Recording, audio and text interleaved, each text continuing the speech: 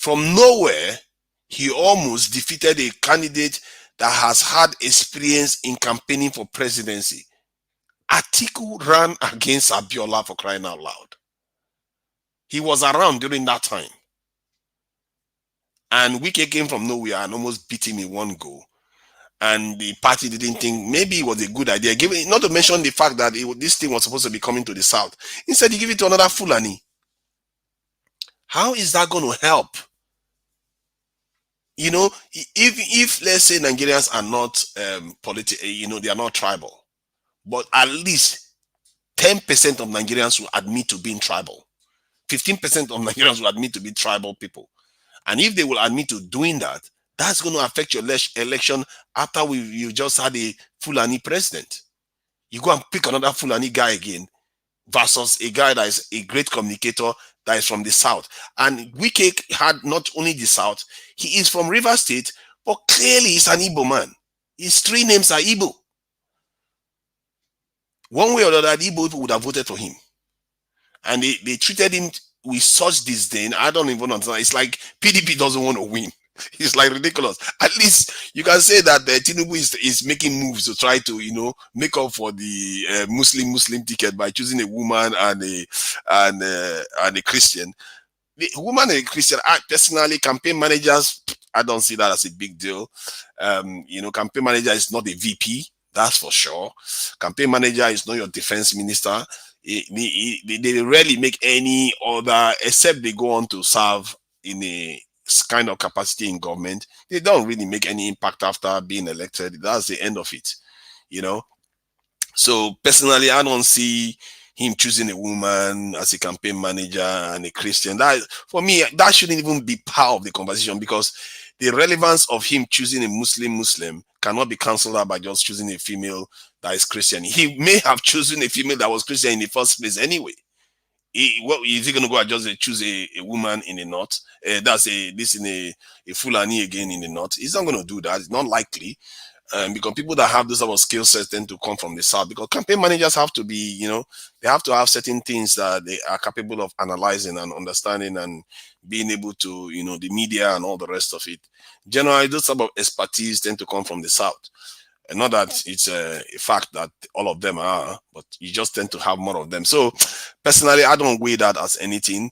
But I must say, when I saw Shetima today, and I saw some of the top brasses of APC on TV, they looked like they are going to be formidable politicians to compete against. And this is something that Peter Obi really needs to wake up to. Peter Obi seems to be a little bit, easy going, he's like gentle. No, this is a fight he's going to be in. I get a feeling this is going to be a fight. And Shetima is a fighter from what I see in that guy. So Peter Obi and his vice president, they will need to up their game seriously. These people are going to give them a run for their money from what I'm looking at there. Because Nigerians, we tend to, forget about credibility and people that will actually deliver for us sometimes, and just go with the zazz and the bravados and the people that look like they have a lot of money. I remember when I was in Nigeria, when I go and see people, because I dressed humbly, they were like, you should dress more flashy. They will take it more seriously when you dress flashy. And I can see that in the way they presented themselves.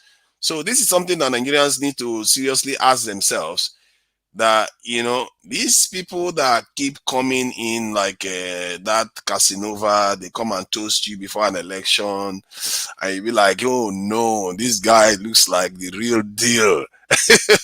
You go and give them your vote. After the election, they run away and betray you again for the next 4 years. We shouldn't fall for this nonsense, and we really should be very, very disciplined, because these people are good at convincing Nigerians, and we should exercise a serious level of discipline, and they make our demands from them. They should not tell us what they want. We should be telling them what we want them to do. They are our employees. They are not there. The moment they start showing signs that they are telling us what to do, and they are pretending as if they are not our employees, that's the time you need to remind them they are your employees. They are there to do your bidding. And we should not concede ground at all. Whether it's Wike or whether it's PDP, whether it's APC, whether it's Labour, we should not concede any ground to anybody. So many people have promised us so many things. I've been in Nigeria since the democratic system started. As I was around when it started, and I've seen that great politicians have come. Bola Ige was one of the most credible politicians I've seen. And this guy said he was going to solve this electricity problem in Nigeria when they made him a minister that is capable of doing that. Where are we today? We still have electricity problem. 2022. So people promise us all kinds of things. And I think the people, not even I think, the fact is that the people, the power is in their hand. If they want to see change, they will see change. If Nigerians say, you know what, enough is enough, we speak with one voice and say, this election, whoever is going to go in there, I don't care. Whether you have egg for a head, you better do what we want. Otherwise, enough is enough.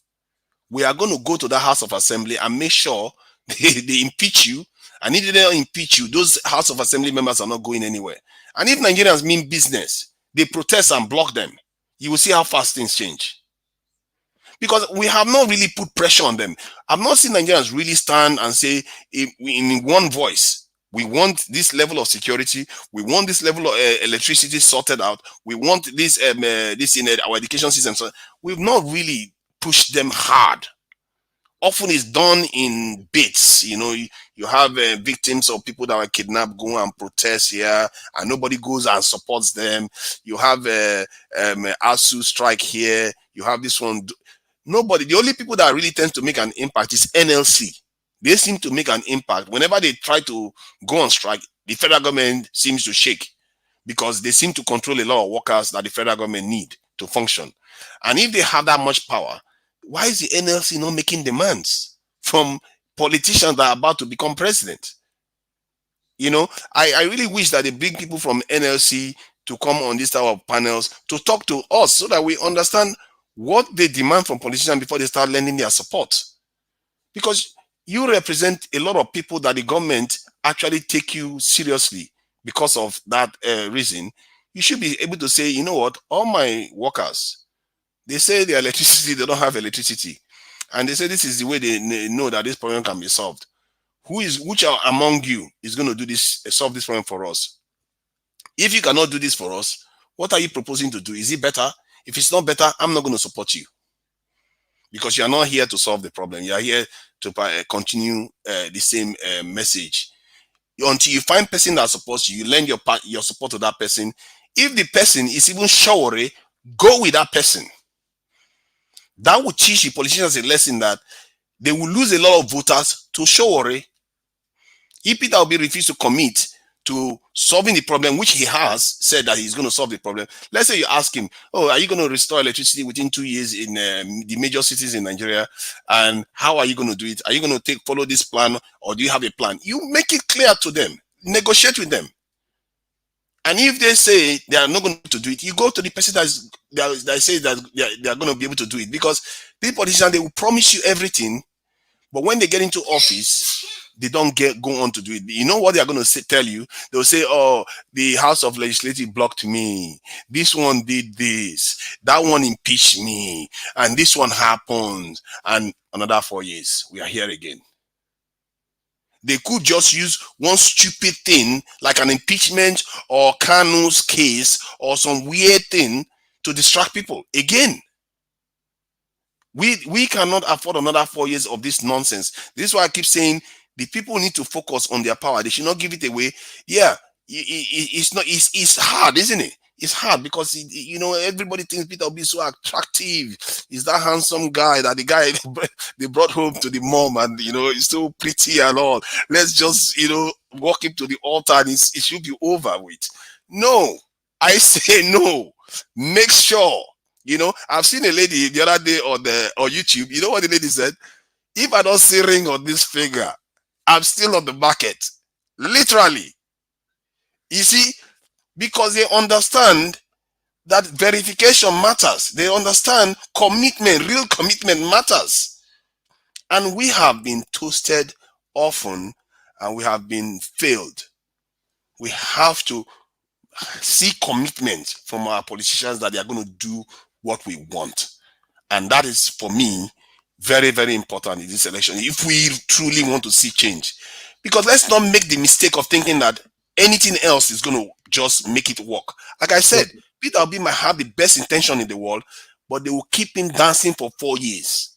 All right. Thank you. Thank you very much, to Niger. In fact, the moment you started talking, I got a super chat. That's why sometimes I like you to just keep talking because I don't know how you are doing it. If it is your voice that is bringing the super chat, you started talking. Lizzie and Nauru super chatted us, and I want to say thank you, Miss or Mrs. Lizzie Enahoro, my sister Egbefuere Obulu. Thank you very much. From the pocket, you brought out that token, that widow's mite that you gave to us to encourage us to be here. We want to say, God bless you. Thank you very much. Uh, that is why most times when you are talking, I don't talk again. I just leave you. I just leave you. But anyhow, It's just coincidence.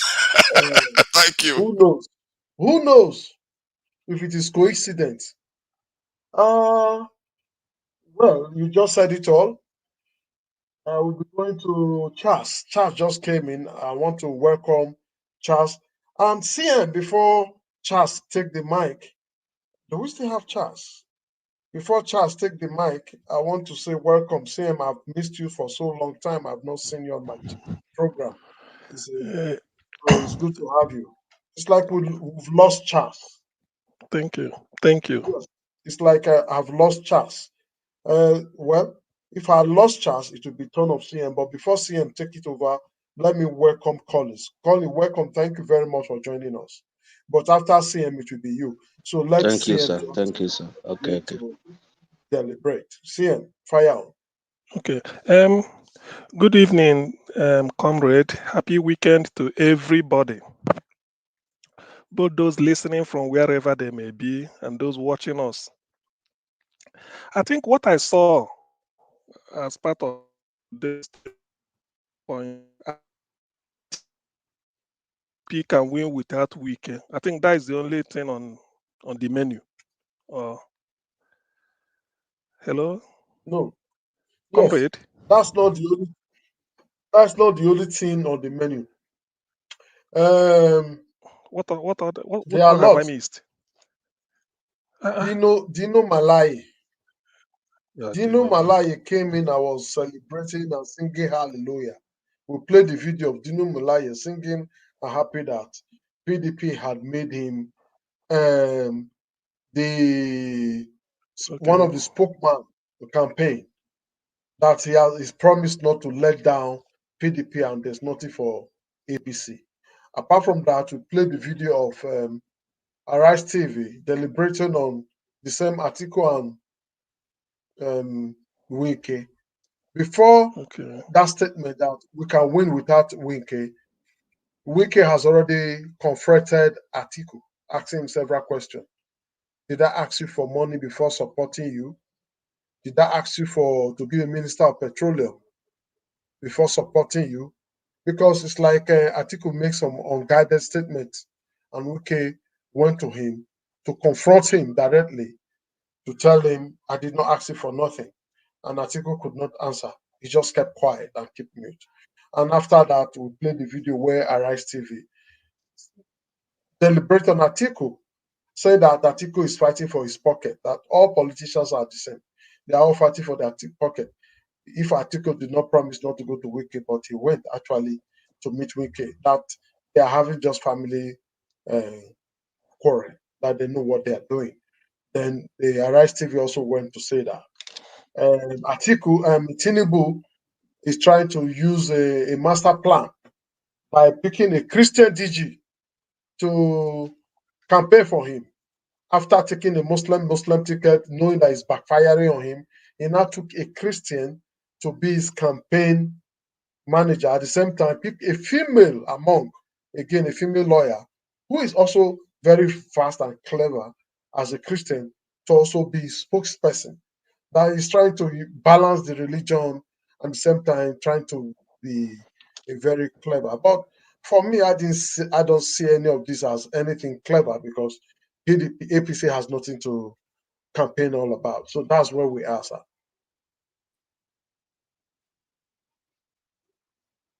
Okay. Sure, Thank you, Toya, for bringing me up to speed. Yes, yes. Can you hear me? Can you we can hear you. can you hear me? Yes, Okay. we can hear you So I very said thank you clearly. very much. Okay. Thank you very much for bringing me up to speed. Let me start with Thank you very Tinubu much. picking a Christian as a DG. The thing is, let me put it, let me make it simple. The ticket, when they say the ticket, they mean the presidential candidate and the vice presidential candidate. So APC ticket is Muslim. Whether you choose a Christian or a reverend or you manufacture another fake bishop as maybe the director general of the campaign council, or maybe the person that will be driving the aeroplane to carry you all around, or even you choose the whole crowd that are Christians to welcome you. The ticket is still Muslim ticket. So all these ones is just these are just afterthought. To me, I have to speak for myself. It makes no difference at all. It makes no difference. APC is fully a Muslim. I mean, APC ticket is purely Muslim. So nothing has changed at all.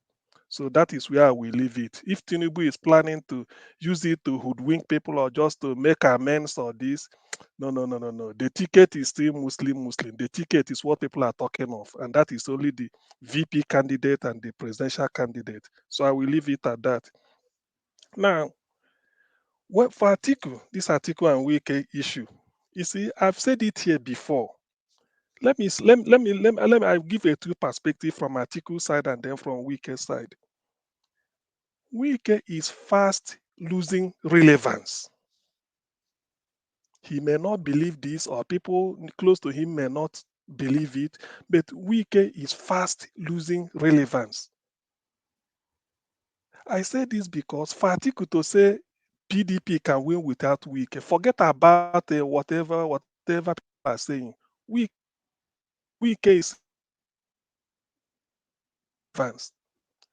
The thing is, I think that should be 2 weeks ago, or maybe a month ago, when I started appearing on Niger Watch. I advised Wike, I didn't even know that today will come. I said, Wike, play Nigerian politics.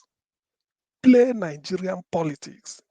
Do not just play, because if you say you are playing politics, people might think you are playing Senegalese politics or Brazilian politics or American politics or Japanese.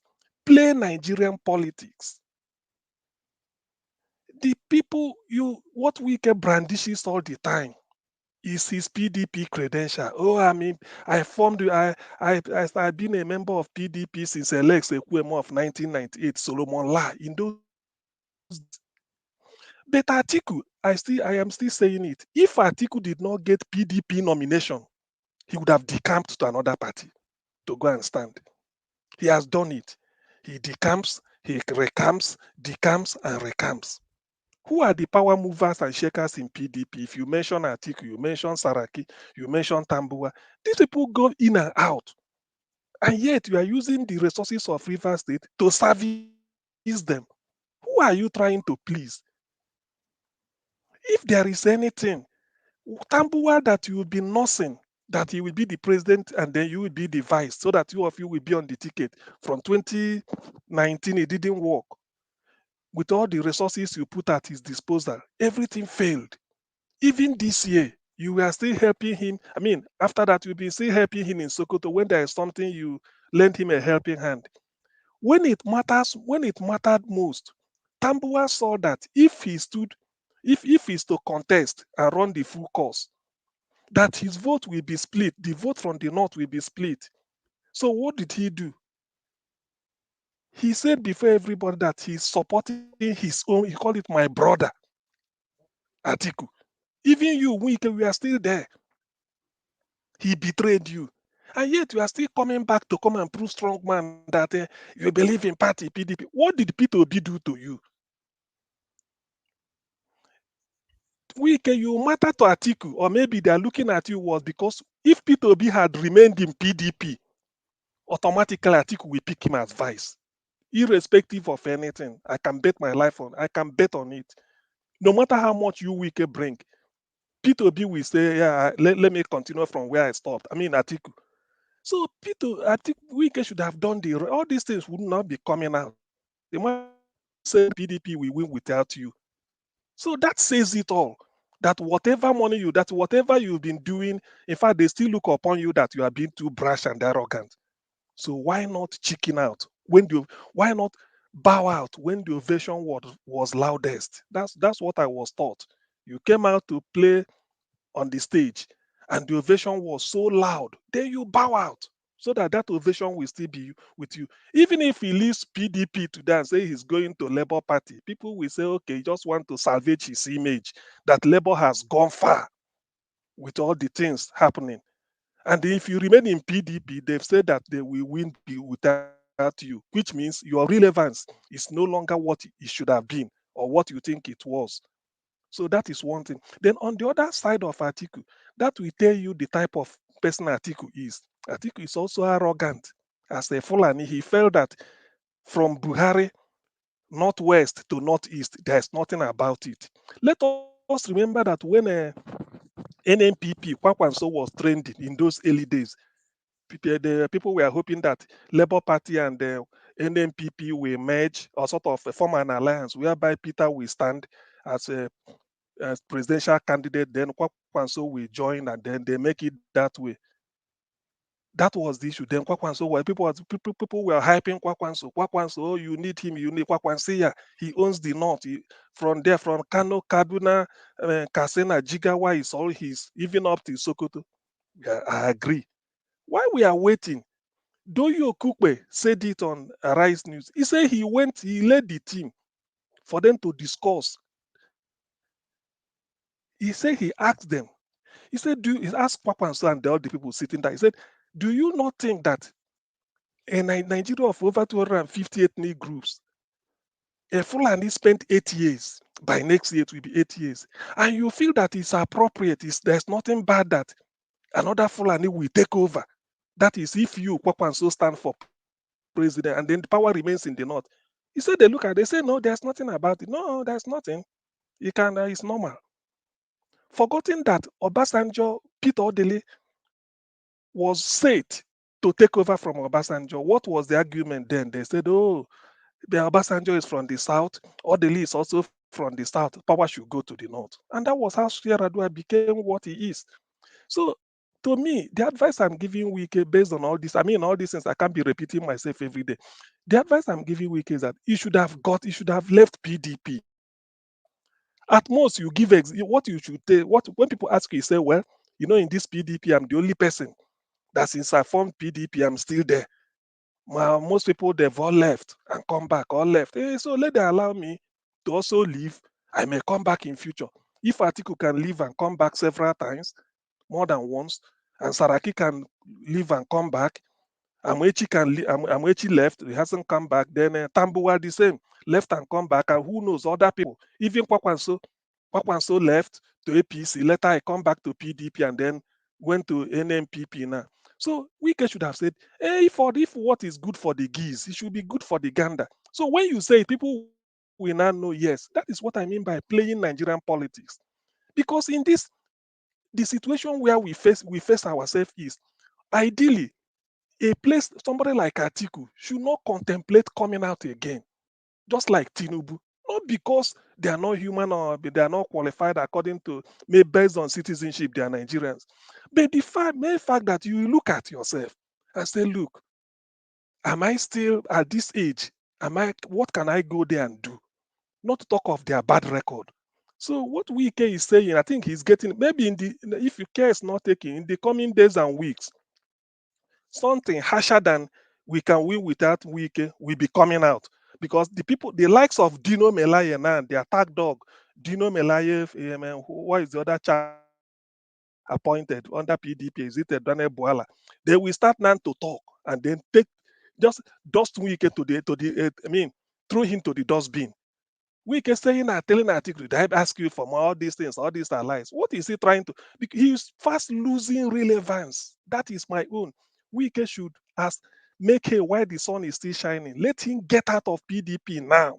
Even if they win, it is no longer that relevance he has before. for that they will still accord to him. And if they lose, where will that leave him? So it's better come out and join the movement. At least he want to be relevant. And then we say this: the earlier, if we keep delaying, and Labour is gaining ground. I don't know whether they will win, but because of the followership, people will say, "Look, which is weak." And in this campaign of 2023, money is not going to decide it. I can say that money will not decide it.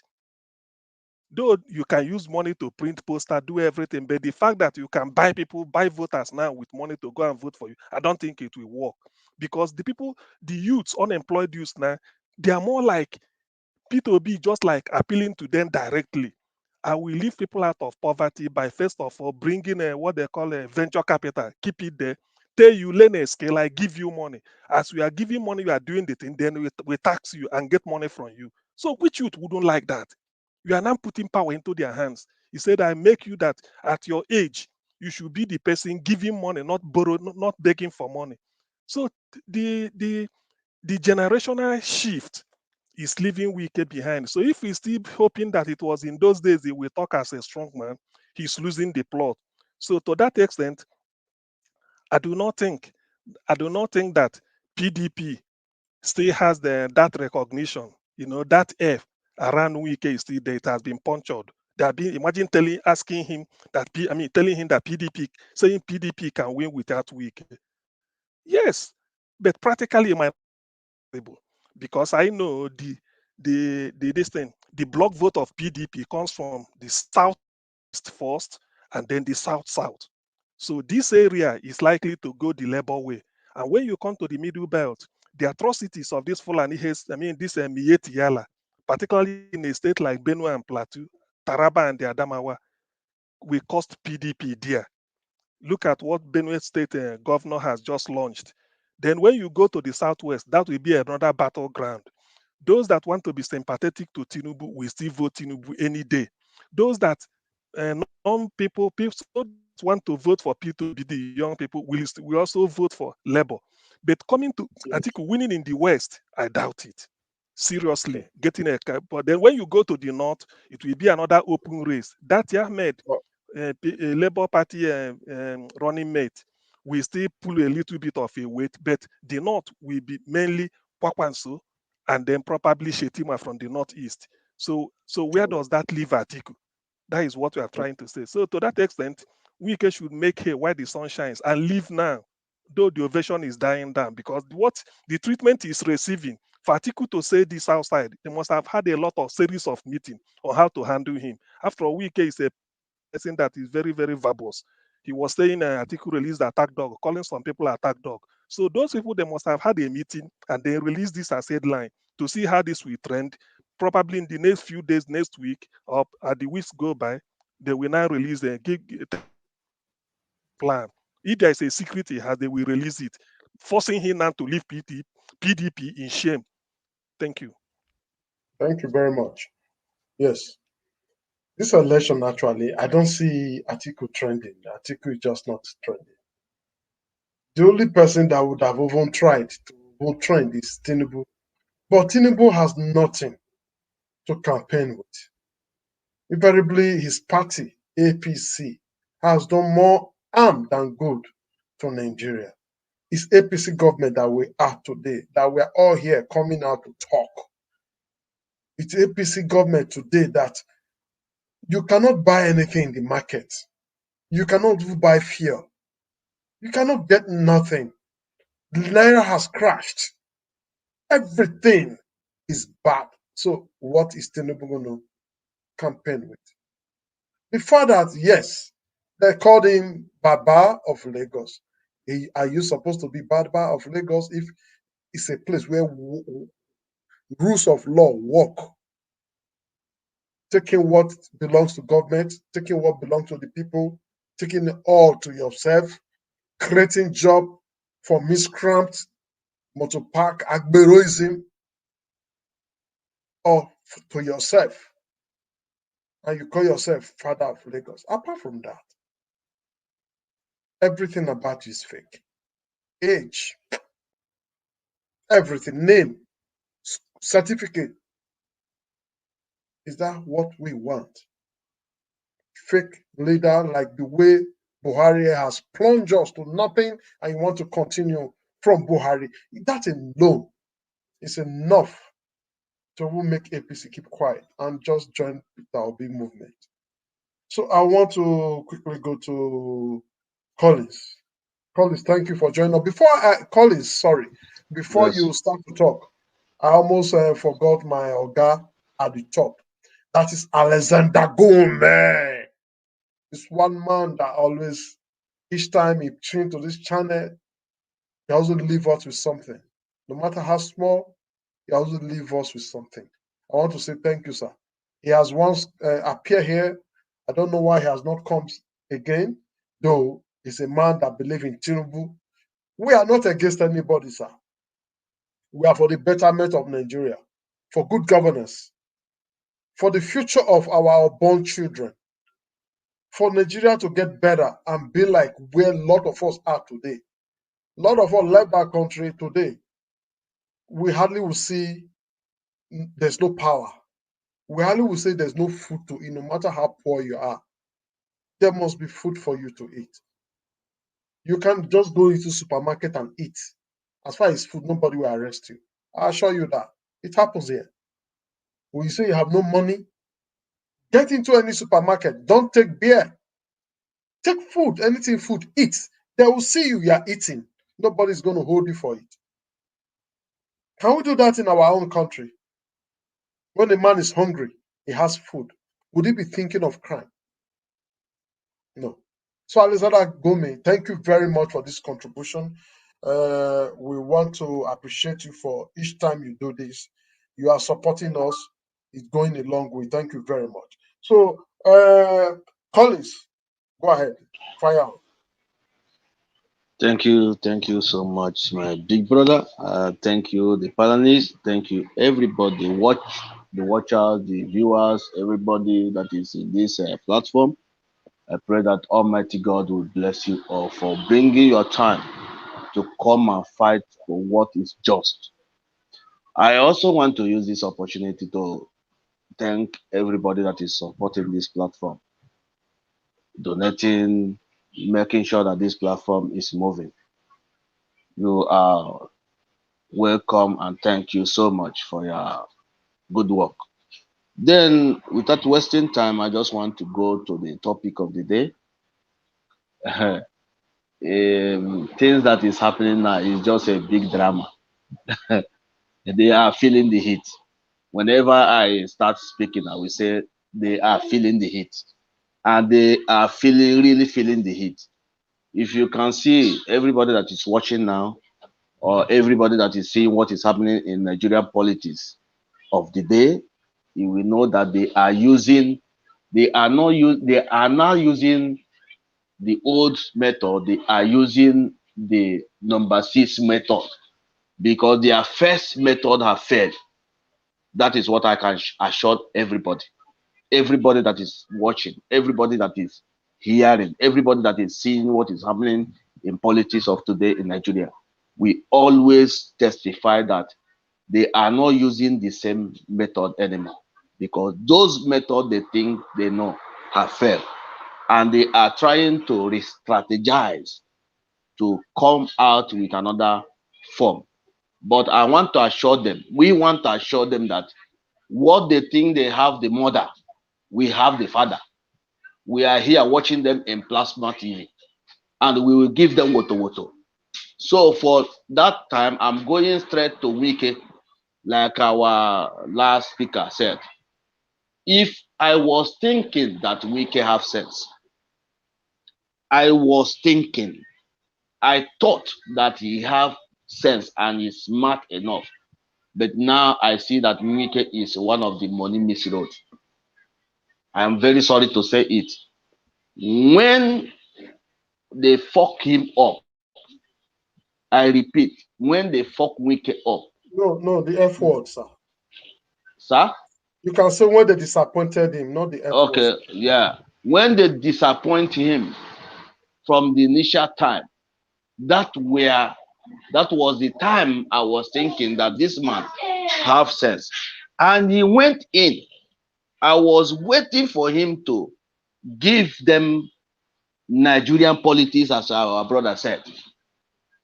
But he came out, falling in the same trap that they have set for him. If he did not know, I want to let him know now that this is a trap. If he think that he's somebody in PDP, I want to let him know that he is nobody in PDP with point.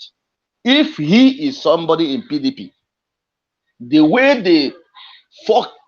they mess him up by somebody stepping down for somebody to overthrow him, would have given him a knowledge.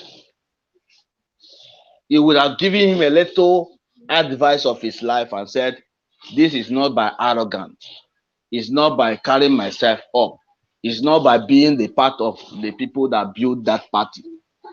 Because they mess him up the way that even in 20 years coming. How many 20 did I say? 20 years coming. He will never forget it. But it's a very pity that he forget it in hurry. By coming out to us and telling us that he is going to say something. He turned to home video.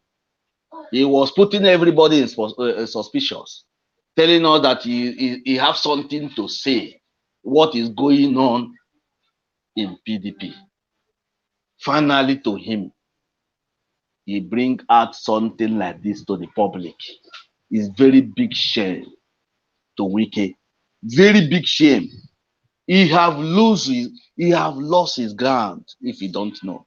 If he don't know, he's losing his sheep if he have any. For now, that at this moment that we are standing, Wike is going to be taken like one of the jokers in politics. He was a big man in politics, but now he shows the world that he have nothing to offer. What I was myself, I will say my mind, what I was expecting from Wike was that Wike said, okay, since these people have the mind to do this kind of thing to me, let me go back and watch them. But he did not do that. Wike did not do that. That it was expected from him to do. The whole people, he would have been a giant. Wike would have been a man to be remembered. A day that is coming. But he shows everybody, disappoint everybody, and show everybody that he have nothing in his head. I am very sorry for his advisors. The people that advise him to do this kind of thing. But let him have it in mind that this man that he may be calling his friend is never his friend. They have agenda that they want to. They have cassette that they are going to play for him, and he will dance in that cassette very, very soon. If he's having it in mind that he's going to have anything from this election coming, is very, very big lie. I promise him that. If he have a jotter, let him go and write it down. I am speaking it like a prophet today to Wike that he is a failure, very big failure, because they must teach him politics. They will use Wike to do experiment of politics, Nigerian politics. I promise him that. At the end of this election, Wike will see it and see, oh, somebody said that these people will use me as an experiment, and they must use him as an experiment of politics of Nigeria. I promise him that. Let us pause it from there. Secondly, I want to let the whole world that is watching and hearing, especially Nigerian people, to know that PDP and APC, they are brothers. The same papa, the same mama. If you have not know it now that PDP and APC are the same papa, the same mama. There is nothing different between two of them. It's like when a brother and sister is fighting, or a husband and a wife fighting. If you put yourself inside that fight, they will use you to settle. That is what is PDP and APC. If you don't know it now. Let it not be something that will make you to think, I haven't seen this thing coming. When PDP or APC will step down for 1% that day of election, mark it down. If you have Jota today, write it down. PDP and APC are never to be trusted. Never. If you are doing something with them and saying that you are doing something with two parties, my brothers and sisters, we are deceiving ourselves. We are doing something for one party that disguise themselves to become a two party. Because I want to let you know why. In PDP and APC, the same people that is in PDP is the same people that is in APC. With points. That is for that. Let us pause it there. I am going back now to Dino Menayo, a comedian. Dino Menayo is a comedian. I take him as a comedian, my own self. If any other person is taking his matter serious, myself, I did not take Dino Menayo serious because he's a comedian. They are fronting him now. What are they fronting him for? What do you think that Dino Menayo can get? In his own village, he doesn't have one vote in his village. I promise you that Dino Menayo cannot win vote in his own village. So what is he going to offer us? What is Dino Menayo going to offer us? He's that even before, see, God is making everybody to know this, the agenda of all these people. Before, they will be speaking that they are with youth.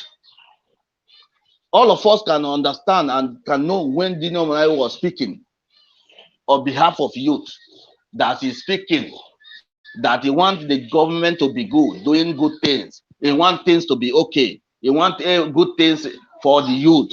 But now everybody has seen it that these people are speaking only for their own benefit and interest and their pocket alone, not for the youth.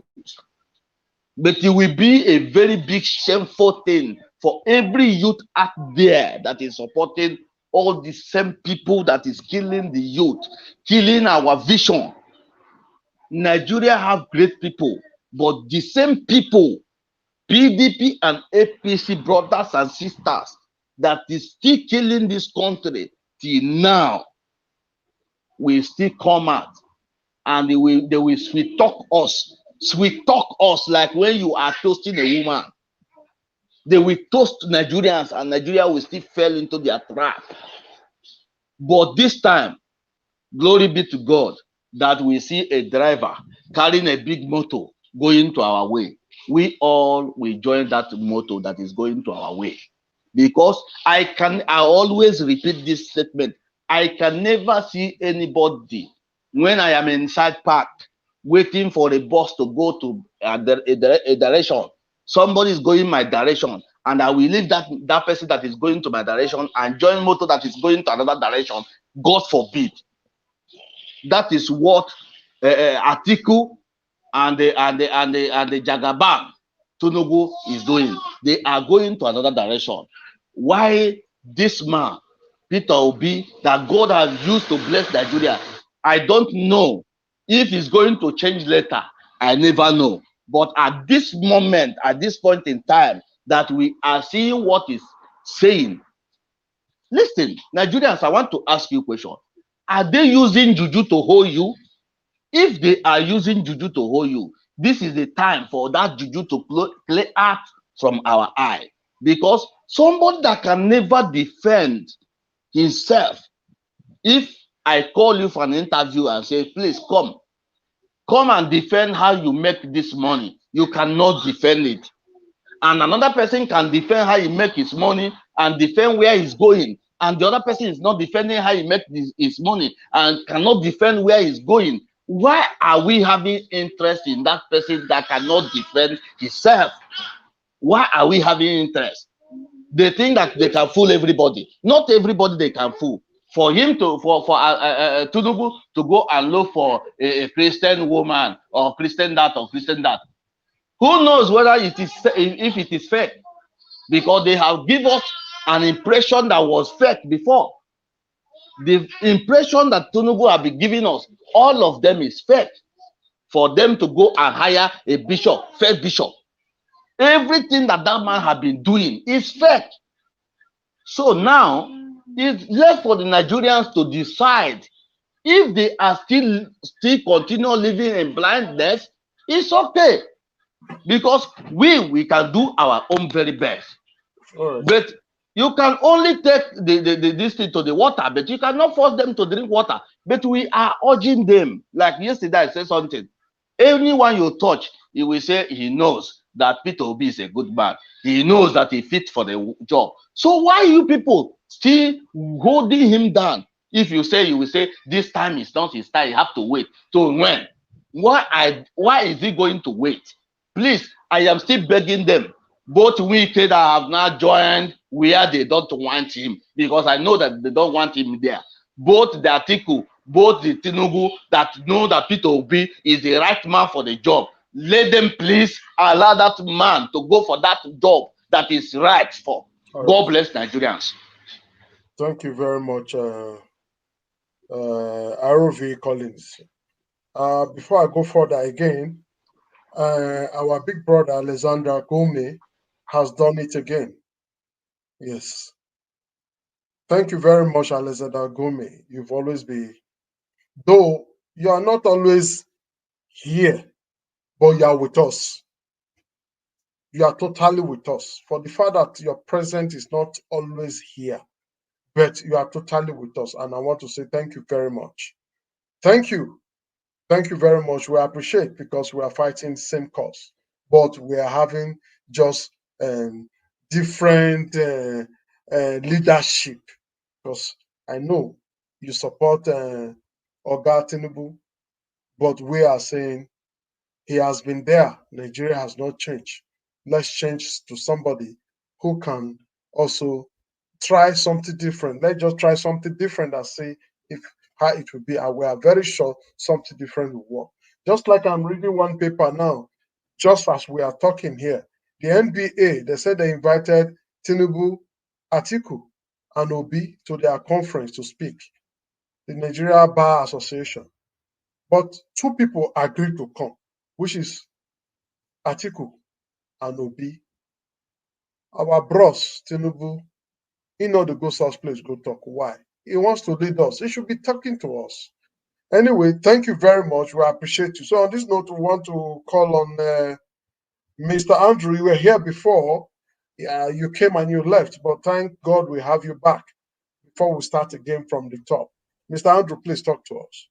Yeah, thank you. Do you mind just bring me up to speed? I know I saw the title, the topic. Just give me a brief summary of the topic, please. The topic is all about, usually today debate is all about Okay.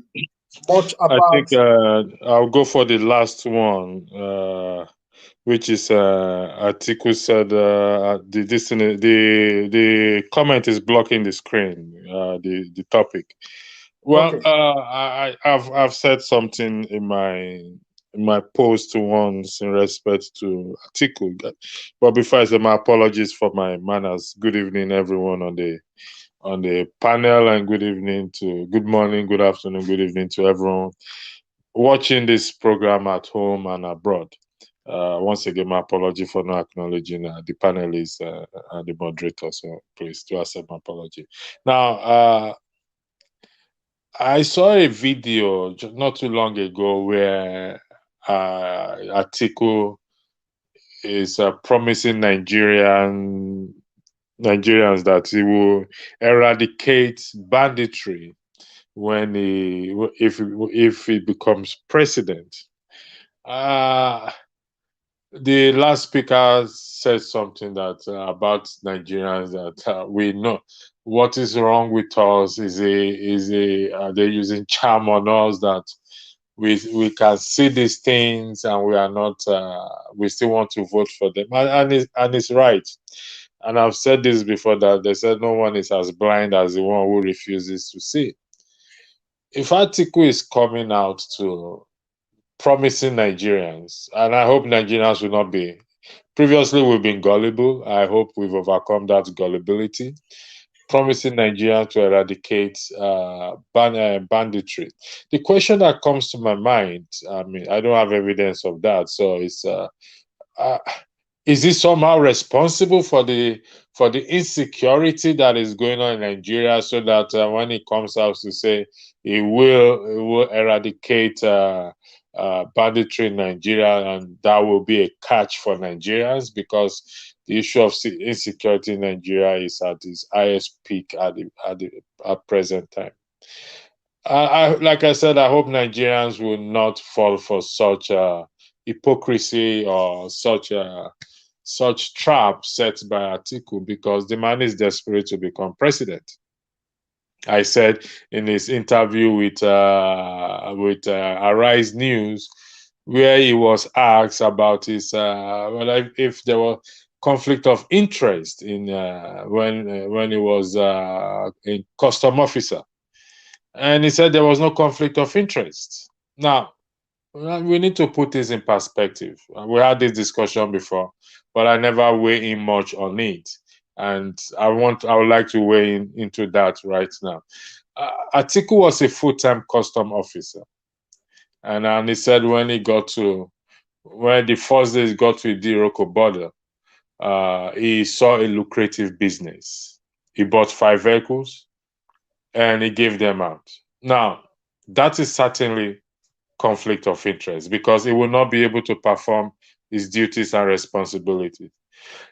It is very also possible that, as a result of that, being in the Diroko border, his vehicles will not be subject to search or checks. So he can bring in anything into the country and take anything out of the country, and nobody is going to ask questions.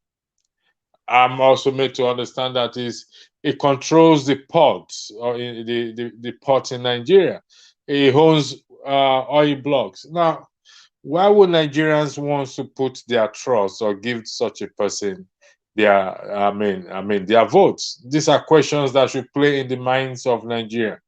Yes, we all are admonished and encouraged to start with do not despise the days of humble beginning. But if I start from one room and I now rose up to own oil blocks, I should be able to explain how I got from that one room to owning oil blocks. But it cannot explain how he acquires his assets, or he became one of the wealthiest men in Africa. And these are questions that should be played in the minds of Nigerians. But unfortunately, I repeat what the last speaker says. Maybe they use charm on us. I don't know. And the issue of this is an obvious thing, as the only qualified person in present time is Peter Obi.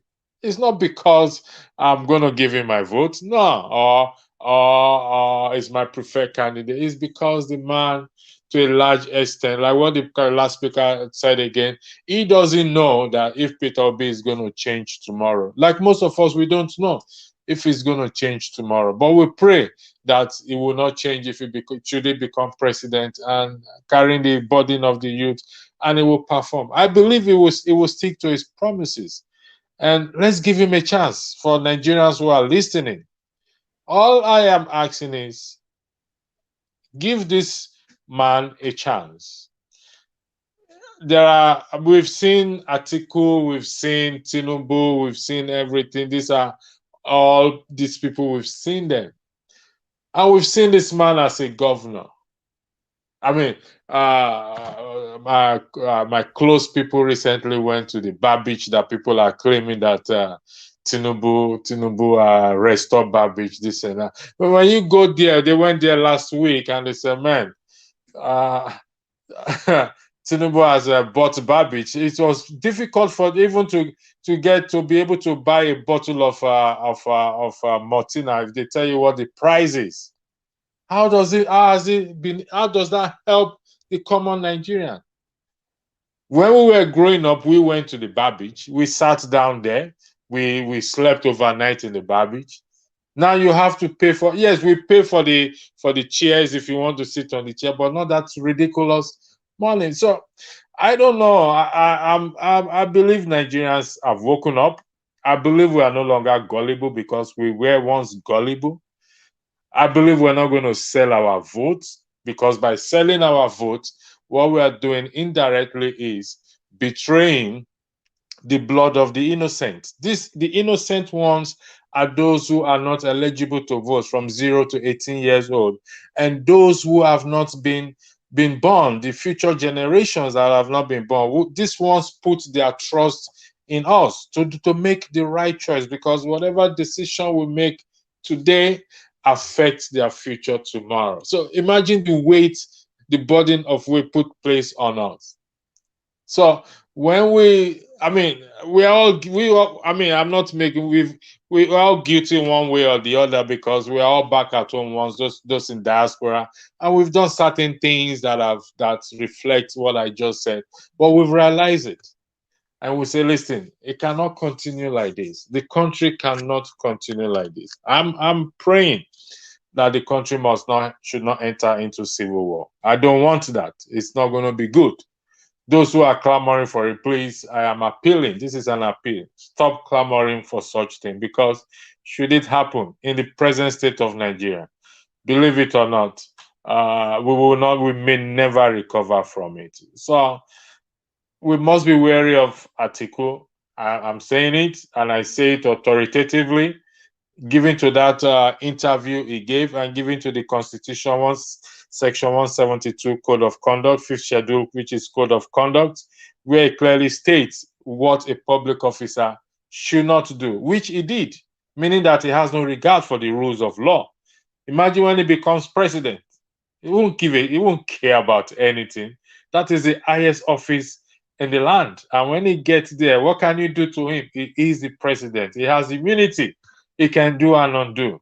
So can we survive it for the next 4 years if he becomes president? Which these are the questions Nigerians should ask ourselves. Don't look at your stomach today, because when you get hungry today, don't forget tomorrow you're still gonna get hungry. So, but we must put things in place. Let's fix this thing. It is a collective responsibility, not just one person. Look at their life. Look at, are they principled? Are they honest, integrity? I mean, they don't have it, and we all know this. I'm worried, particularly for Atiku. I am worried if this man becomes president. Honestly speaking, should he becomes president, I am honestly worried where Nigeria will be in the next 4 years. Mark this day. Today is the 5th of August. Maybe it's going to be a prophecy. Should Nigerians make the error to put this man in, like I said, and I repeat, I reiterate, kiss Nigeria goodbye, kiss the country goodbye, and welcome NYSC, which by interpretation means now your sufferings continues. I yield the floor. Thank you very much for the opportunity given.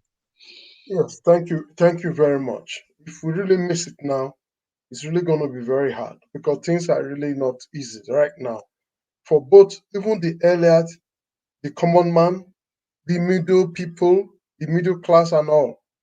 Everything is difficult. Nigeria is struggling to survive, and yet the presidency still take our money and squander and give out to other close neighboring country. Who does that? That is same APC people are still saying we must vote. Just like the Minister of Finance, Ahmed, what was her name? She said people have the right to question, but the president have the right to decide our money. Now they tell us the president has right to decide what to do. Nigerians, are we really this godly, bro? That anybody can come and do whatever they like and get away? We will get there. So we have one person that have not spoken. Before we start from the top again, I want to really welcome him. A1. This person no book. Now A1 you just the get for everything. I hope you go get A1 today. Mr. A1, sir. Yes, Mr. A1. Yeah, good afternoon. Good evening from my side here. Please, where are you joining us from? Houston, Texas.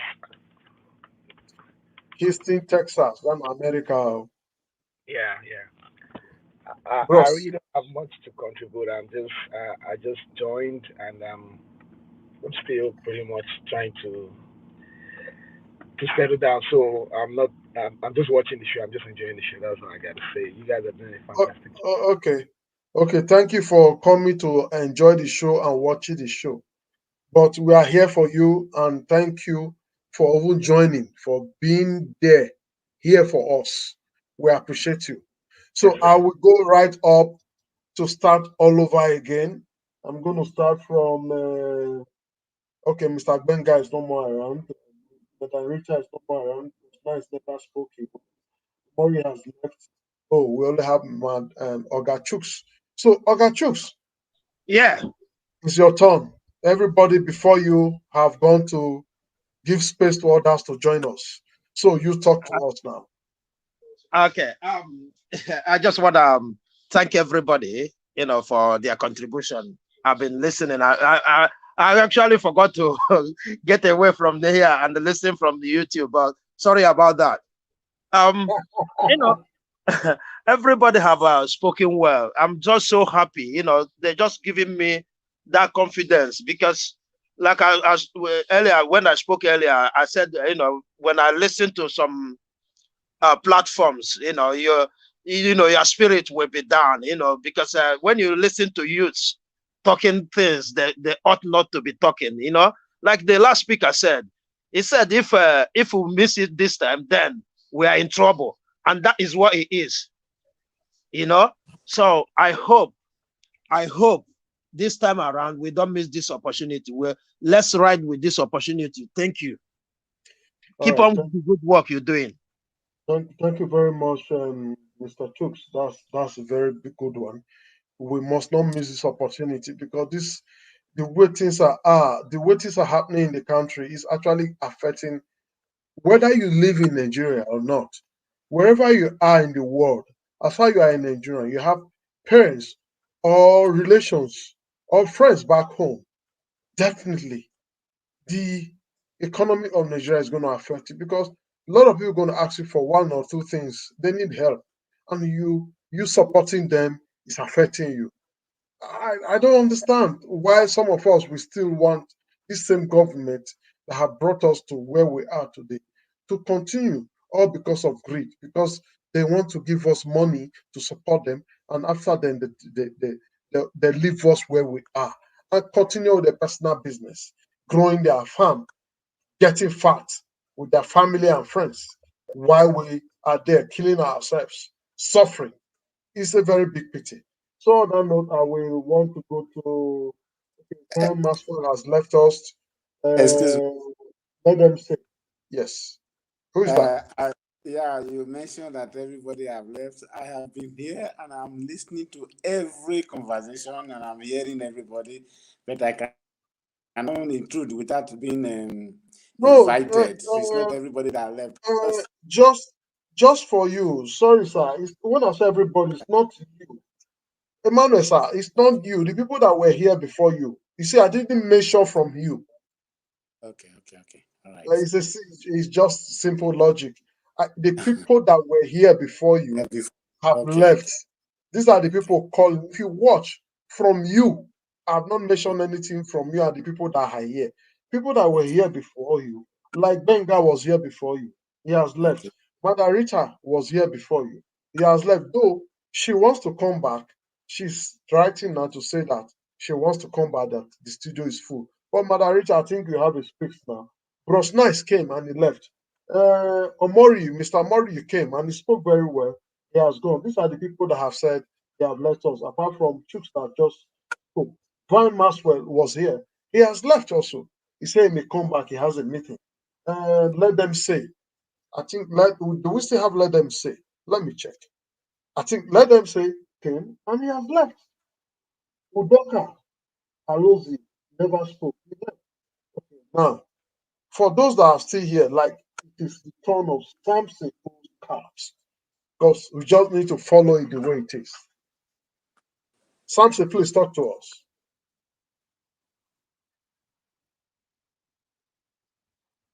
Hello, Samson. Thank you. Thank you very much. Thank you for the time again.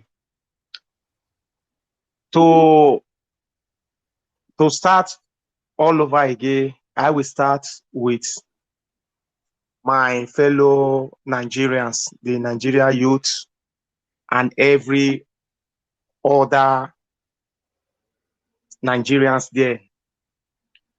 You know, if we just say, let us just continue to talk,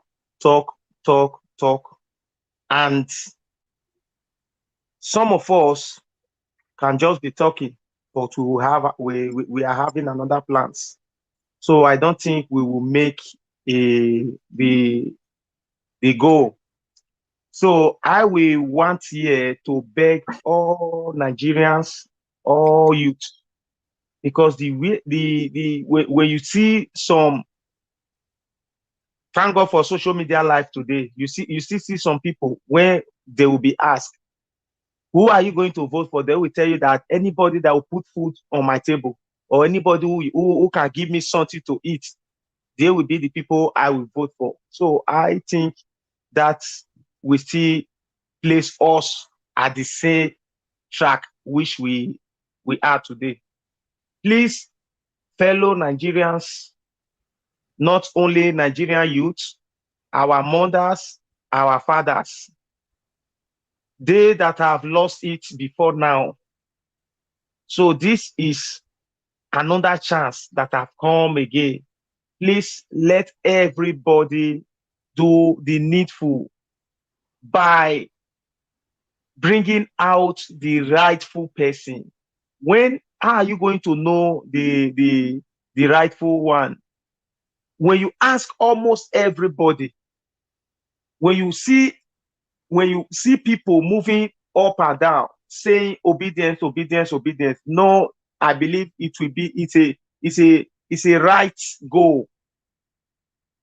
So this is a goal that we are calling for. Let everybody please drop out of that says of whoever will give me something to eat is the person that I'm going to vote for. Please let us know that you cannot eat your cake and have it. It is not possible. When you eat it, you have eaten it. It is finished. It is finished. You cannot eat your tomorrow. Please, it is better we stay in hunger today and have abundance to eat tomorrow. This is just what I want to say. We don't want the same thing that happened the other time to happen again. People outside the nation, people that are gone out for green pasture, these people, they are suffering wherever they are because of the society they are from. You will see friends that you don't even have their contact. They will look for a way to get to you, to call you and beg you. Everybody is now a beggar, all in the name of the bad rulers we have. So please, it is better we all have it than few have it and the rest turn slave. That is just what I want to say. And whatever that is happening there affects every Nigerian outside the nation, wherever they are. So because of the bad leadership we have, the stain is now, the stigma is now on every Nigerian. You cannot go, imagine where I am here. what we are facing here is so terrible because the nation we are from, they don't believe us in anything. They don't want to believe us, and they won't even like to believe us because we have the rulers which have failed us. They are not our leaders. They cannot be. They are just forcing themselves to rule us. So I will beg everybody, help us to tell 2 or 3 people to vote the rightful person. It will be. Thank you and good night, everyone. Yes, thank you very much, Santi Scott. That was a very brief one. I think we have Benga back. Mr. Benga, please. Hello, Mr. Benga, can you hear us? Okay, if Mr. Benga is not available right now, we'll go straight to, let me see, just for you. Just for you, please talk to us.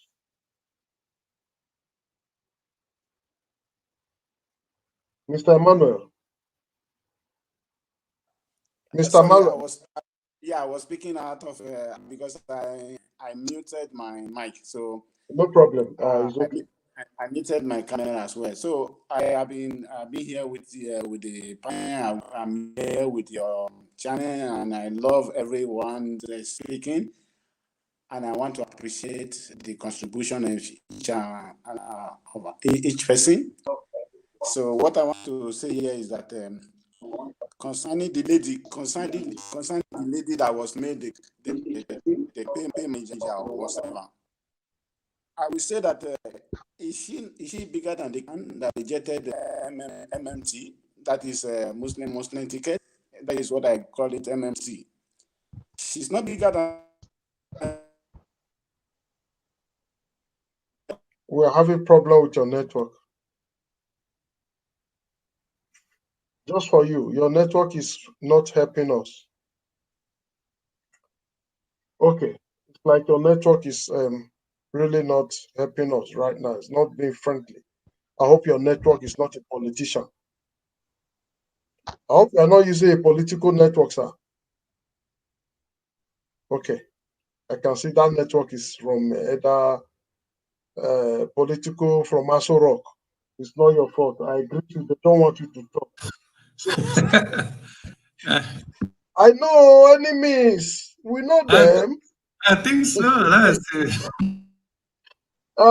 Okay. We've lost James. We've lost Taz. Okay, we still have CM. CM, please talk to us briefly.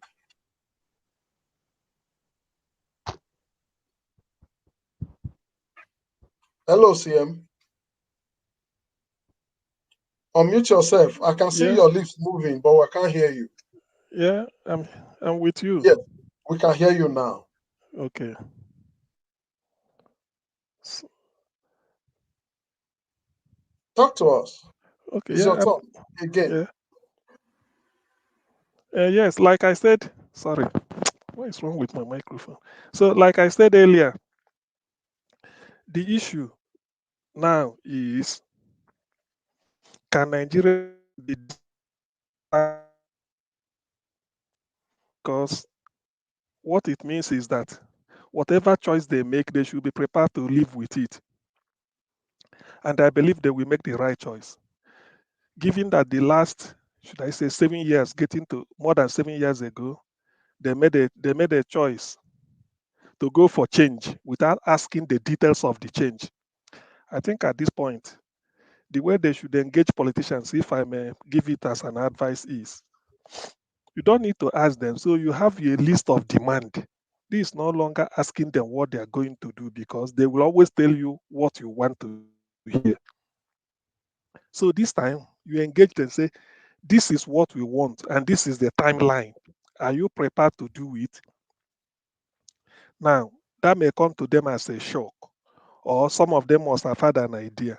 Then you now debate it with them, not really debate, but let them tell you, is it possible? Because now you have the power. This is when you get, is what we want. 1 year, first 12 months, in fact, within the first 3, 4 months, we must have been seeing signs that light is improving. Within the first 1 year, at least, we should have give you at least 12 hours of constant electricity every day. Moving to powers, maybe within the first 12 months, we must have 12 to 15 hours of the day, constant electricity, even if no matter where you will be. Then, secondly, the issue of cutting costs in government, because they will come up with the fact that there's no money. So you ask the politician, this is now personal to you. Are you willing to cut costs? In other words, if there are 30, 30 cars within the presidential fleet, are you willing to cut it down to 5? Are you willing to start slash your salary so that being you the president, you won't earn more than a university professor? Are you willing to do that? And if the president is not earning more than the university professor, it means the Senate and the federal legislators will not earn more than you, the president, and therefore everybody is earning below a university professor. I'll tell you one story, or what I heard Pat Tommy said one day. There's a man called Professor Elebute. I think he's a physician, noted surgeon also, but he used to run, he has a hospital at Papa called Lagoon Hospital. They said the man became the professor of medicine at the University of Lagos in 1965. His salary was more than that of the Prime Minister Tafawa Balewa. What does that tell you? The salary of a professor of medicine is higher. He earns more than the Prime Minister of the country as at 1965. So sometimes when you have a feeling of this nostalgia and then look back, you find out that there was a time things were on the path to glory, so to speak. So why can't we? This is a question of asking the president, are you willing to slash your salary such that the professor in the university will be any more than you? That is the first thing to do. And if the president earns that amount, it means that all public servants, ministers must earn. If he's not willing to do that sacrifice, I don't think he's ready to do the job.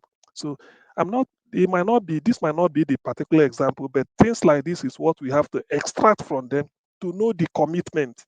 Because what it takes to lead a country very well, apart from what we now know as you have to have vision, people will tell you have to be a visionary leader. Dino Melaya will tell you have to be a unifier, and then all those things. If you want to follow the example of Lee Kuan Yew, the man that turned Singapore from third world country like Nigeria to first world like Canada or Switzerland, the most important thing, most important attribute of the love for the country. The man so loves Singapore that he's willing to do anything for the country. So Nigeria has not been fortunate enough, or not been fortunate at all, not just enough, hasn't been fortunate to have a leader who will love the country. What it means is, if you have a leader that loves the country, such a leader, when he's awarding contract, he will be asking, is this the best we can get in the world? Is this the value for money? He will be arguing it, even if to the last penny. He wouldn't like to waste it, in the sense that he will say, look, I don't want to waste it. He will be negotiating it as if his own personal something. He go for the highest quality, but at the cheapest rate. See where the compromise between, so that where do they meet? The highest quality of the contract you can get, and then the best price for it, affordable. So somebody doing this type of thing shows you he has the love of the country at heart. And then the person will also tell you, if this is a hospital, can I put myself through this type of hospital if I'm sick? It takes love. So until you demonstrate that through your act and deeds, you haven't started. Whatever you are doing, you don't love your country. So that is the difference between Lee Kuan Yew and some of these leaders. And you see it move from third world country to the first world. The man, if you read his book, he so loved Singapore. He did everything.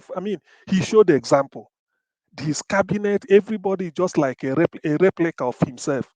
So this year, given the situation Nigeria is now, I don't think it's out of place for these voters. Forget about clapping for them, including anybody, whether P2B, anybody. Just these are the questions you put to them. This is what we want. Egypt is developing a brand new capital in a desert. Egypt, when they want to leave Cairo as the capital of Egypt, they are going to just a virgin place in the desert, planting, whether to know the type of tree that we grow there, they want to build it as a new what they call a smart city that will be their capital. This is what they mean, the power of vision and you know futuristic thinking. Can somebody like that do it for us? That is the thing somebody should be asking. So you get a leader. So by the time you are talking to them like this, they will know. Although in Nigerian situation again, I must have to admit that you may not have the poor people or the masses opportunity of getting close to politicians to put these questions to them. That is where we now count on the press as the molders of public opinion. But the media system in Nigeria is a cash and carry. They are just like international. I'm sorry to say this. An average journalist in Nigeria is like an international airport taxi, which you get them from the plane, you charter, and then take me to somewhere. So you pay, they do your bidding. Otherwise, these are what you should be asking them. That want to extract from you, the public want to extract from you this commitment, and then tell us whatever happens. So it will the conscience of the leader will be pricked anytime he remembers it because it will be recorded. This is what we want to do for you. So that is give going forward. These are the type of questions or something of this nature that will be it in economy, in defense, in maybe in any aspect of politics, in any aspect of national life. These are the type of questions we should expect people to answer. And then when you are asking them, you are probing. In this case, we are not looking for money. It's not a question of somebody lining you up and then giving you money. Because by giving you that money, corrupting you, buying your conscience, and in the end, it will say it will be the whole same. It will be same old wine in the same old bottle, and then nothing will change. So, but this time, let the people take it as a point of, as a duty. When you ask them, you say, "This is what we want. We are making a demand because it's a contract. For me to vote for you, you have to convince me on how you are going to do this. Look at this hardship we are facing.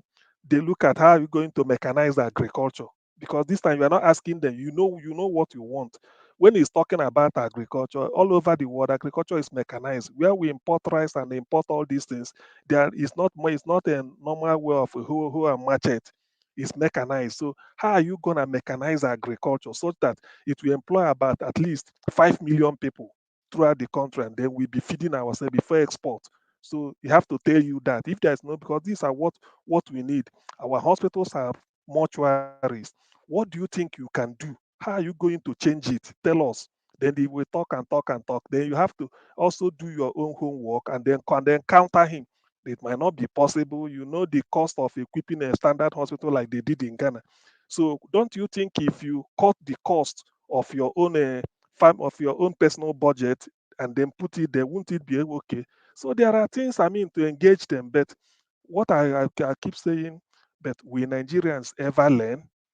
Because people are still talking of tribal sentiment or religious sentiment or whatever. But when you are sick and you go to the hospital, you don't care whether it's even somebody, a Buddhist or a Hindu that treated you. You don't care. You want to go to the market and buy something where you can buy rice cheap. You don't care whether it's an animist is selling the rice, or maybe somebody who is of any who does not identify with any religion. You don't care.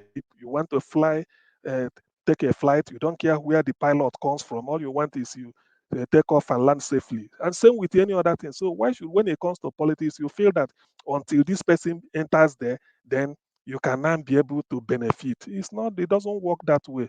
So let us, for once, let's just pretend for once. Let the masses pretend, and then say, look, let us put this aside. After all, when you go to Ghana, you don't know the councillor, you don't even know the president, but things are moving. You go to Rwanda, the same thing. You go abroad in America, all over the world, you might not know who your next door neighbor is because things are moving. You don't know where electricity comes from. All you know is you switch on, you switch off. So there are a whole lot of things to discuss, but maybe in the coming days and weeks, things like this will crop up. So on week's issue, I still maintain what I'm saying. Wike should get out of PDP now, not today, not tomorrow. Let him get out so that the small credibility he has with him can still be intact. Come and join the movement of the people, and then whatever it is, even if for the fact that you help to enthrone, you went with the flow of the people. People, nobody can blame you. You look around you, everybody is obedient. Why not join? The masses cannot be making mistake, millions, particularly when they are not induced to do what they are doing. They are doing it out of conviction. So there is sense in it. They are not being paid. If it were people that are paying dollars or here and there, you can say, okay, well, I don't need the money. But now they are not being paid. They are even doing it. Even you, when you come in, nobody will even expect you to bring money into Labour Party. No, because the people are willing to do things on their own, and even without money, some people are willing to vote for. The candidate of the Labour Party. So why should you want to sit on the sideline or taking salt indirectly anyway? So why this? You take credit for bankrolling a PDP. In the end, look at what you are getting. So I do not see the reason why. If he's not wise enough, well, I wouldn't say he's mumu like some people will say, but he should be able to know where his bread is buttered, and he should know where he's pushed. To now, I think he has been pushed, but it's up to him to decide the fluff and other person. Thank you. Thank you very much. Thank you. Yes, it's left for Wike to decide. So we'll be calling on. I would have gone straight to Juden, but Juden, I will call you after Collins. Let Collins speak because he was here before Okay. you. But yes, I will call you after Collins. Collins, Mr. Collins, talk to us. Juden has been making us to laugh in the other comment section. What he said is so funny and it's true. Mr. Collins, please.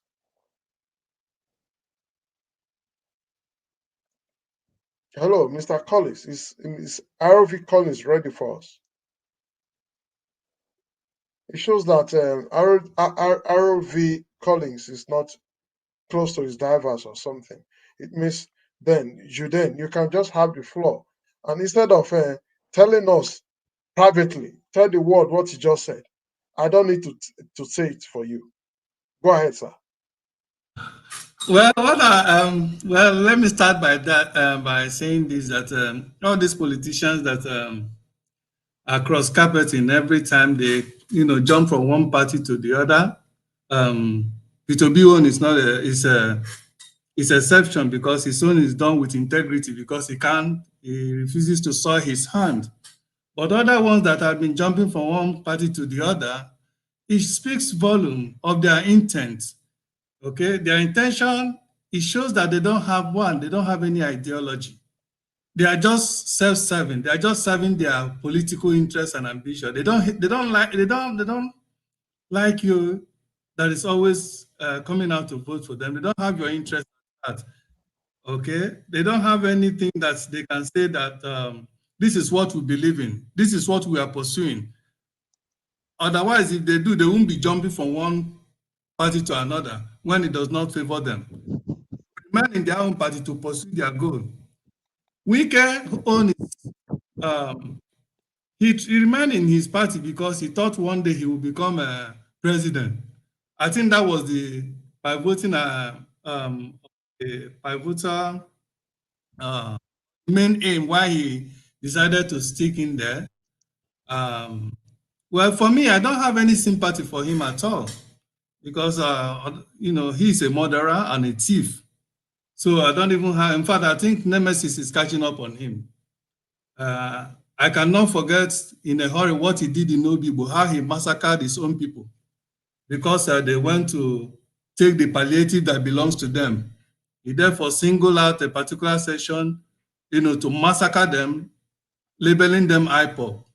We can't forget in a hurry. I know most Nigerians forget in a hurry, but personally, I can't forget in a hurry. And all those nemesis is catching up with him.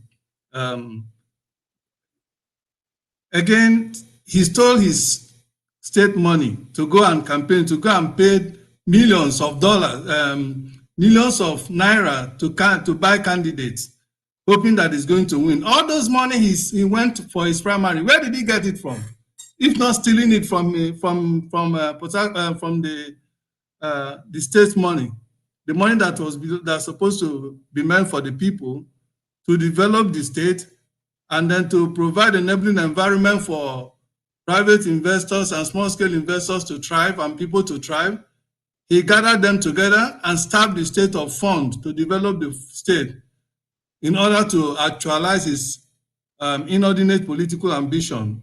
Thank God that never came true, and it will never come true. So I don't have any sympathy for him because he's a thief and a murderer. Now I want to talk to, especially those in Lagos. Lagos today is one of the mega slum in the world. Though people who live there, perhaps because most of them have never had any point of reference, they've never traveled to some other places in the world to see how cities are organized. So they are quick, those are the people that are quick to see. Can't you see what Asiwaju did in Lagos? There's nothing Asiwaju did in Lagos other than to make Lagos a slum. And then to make it uninhabitable, difficult to inhabit, even if many people continue to go there. But trust me, the life that people live in Lagos, it leaves nothing to be desired. A situation where you go to work, you wake up 4 a.m. in order to get to your office, and before you come back, it's almost 9 or 10 in the night. Is that kind of life? And this is a work that's supposed to be only 8 hours, and you are spending close to another 8 hours on the road because of traffic. It's not as if the traffic situation in Lagos is not unsolvable. These are easy things to solve. But we have leaders, successive leaders in Lagos State, including the so-called Asiwaju, Omoole, who have looted Lagos dry. They know what to do, but they refuse to do it because they want Lagos. They don't care about you. They care only about themselves. Look at in Lagos. If you drive in Lagos, you will see how difficult, how painful it is to drive your car in Lagos, because almost every corners and streets in Lagos, they are all filled with agberus, with what do they call them? All these area boys that they put in position. They created jobs, illegitimate jobs. Before you go anywhere, they will stop you. I was amazed one day, I think this January when I came to Nigeria, and I went to Port Harcourt. I came back, I dropped at the MM2 airport. And then somebody was coming, my brother was coming to pick me up in where we're supposed to stand so that they pick you up. And my brother immediately came to pick me up. Not less than 10 seconds, I jump into his car. Then these Agberus stop me and they say, you can't stop there. I say, why? This is where you're supposed to pick up passenger. As long as you are not stopping your car, you're not waiting. You can only stop to pick up somebody. And that is how it's done in any port in the world. Okay? So now they put up a sign there that they shouldn't stop. They used that place to create a job for these Agberus that Tinubu and his cohort normally use to do their campaign and to do all the killing and everything of their political opponent and assassination. So that when they get it, these are the only job they create for them, all this Agberu and tout job. Do you know I was stopped? I was meant to pay 32,000 naira before they allow us to leave. And meanwhile, these people were standing there. They didn't even say, okay, Oga, while I was standing there waiting for my brother to come and pick me up, they didn't even say, Oga, you cannot wait there. They just stood. And meanwhile, there were 4, 5, I think 6 to 7 army cars and jeeps that were on the same line, waiting for whoever they came to pick, and nobody accosted them. It was so painful, not because of the money I spent, but because of the kind of system, rotten, polluted system we allowed to exist in Nigeria. And this was the Tinubu's creation. Imagine if Tinubu becomes the president of Nigeria. These are the kind of things he's going to create. All these Agberus, because all of the people that are now pursuing him are these same Agberus, these same touts he used to infiltrate NSAS. That they now, after infiltrating NSAS, they now say NSAS is causing trouble, looting and burning cars, whereas they are the one that manipulated everything, every evil that happened at NSAS. Imagine what he's going to do in the greater part, wider perspective when he becomes the president of Nigeria. He's going to replicate everything he has done, in all the evil things he has done in Lagos, in Nigeria. First of all, he's going to hand Nigeria, part of Nigeria, to his wife, to his daughter, and then to his children. So that at the end of the day, Nigeria will become a personal property, just like Lagos is a personal property and a personal empire to Tinubu today.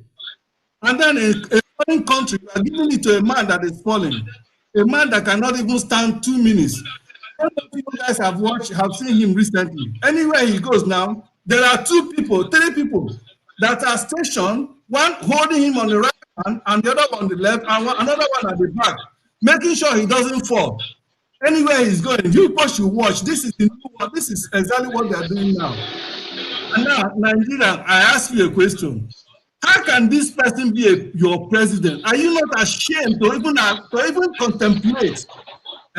According to Apostle Johnson, he said, for contemplating, are you not ashamed for even contemplating that somebody like Tinubu will become your president? Imagine where presidents in the world are gathered in international level, like the UN and other world bodies. Imagine Tinubu coming out to represent you. Come on now. Is that the best you can offer? Look at Buhari, what the shame he cost us. Whenever he goes to UN, look at people. At any time he starts to speak, people will begin to leave other presidents. Everybody will begin to leave the auditorium wherever they're having their meeting, because he has nothing to offer. Because he's the man they're going to ask, what is it? Like you are now a president.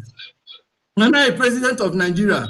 And then there's the youth arrested in your country and no job. What are you going to do to provide them a job? He couldn't even understand this simple question. It was somebody who was sitting beside him that was interpreting to him what the journalist was asking him.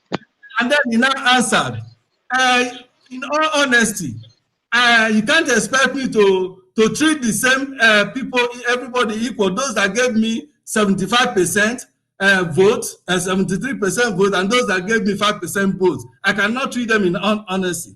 Apart from, he even answered OP, did OP. That was not what he was asked. Why? Because he's a foolish man. He's an idiot. He doesn't know what to answer. And then he even responded, how can a president answer such a question? He responded in that manner. Let's assume that was the question they asked him. How can he respond in such a manner? A president, once election is over, you become a president. Everybody in Nigeria becomes your constituency. You have to cater for everybody. That is how democracy is done. That is how every international community that operates democracy, that is how it's done. You can't segregate and say, this session didn't vote for me. Otherwise, it's not going to be democracy. Democracy is choice. People may not like you, they may prefer somebody. That does not mean when you become a president, you cannot take care of them, or you single them out and begin to punish them. And that's exactly what he's doing to the Biafran, punishing them since he became a president. Now, Atiku, if he takes over, Tinubu takes over, they have all promised to continue from where Buhari has stopped. And where has Buhari stopped? Terrorism, economic bastardization, lack of good road, infrastructural decay. In fact, everything evil that a country should not have is what Buhari have so far done, and it's what Tinubu and Atiku have promised to continue in where Buhari has stopped. So is this people you are going to vote for?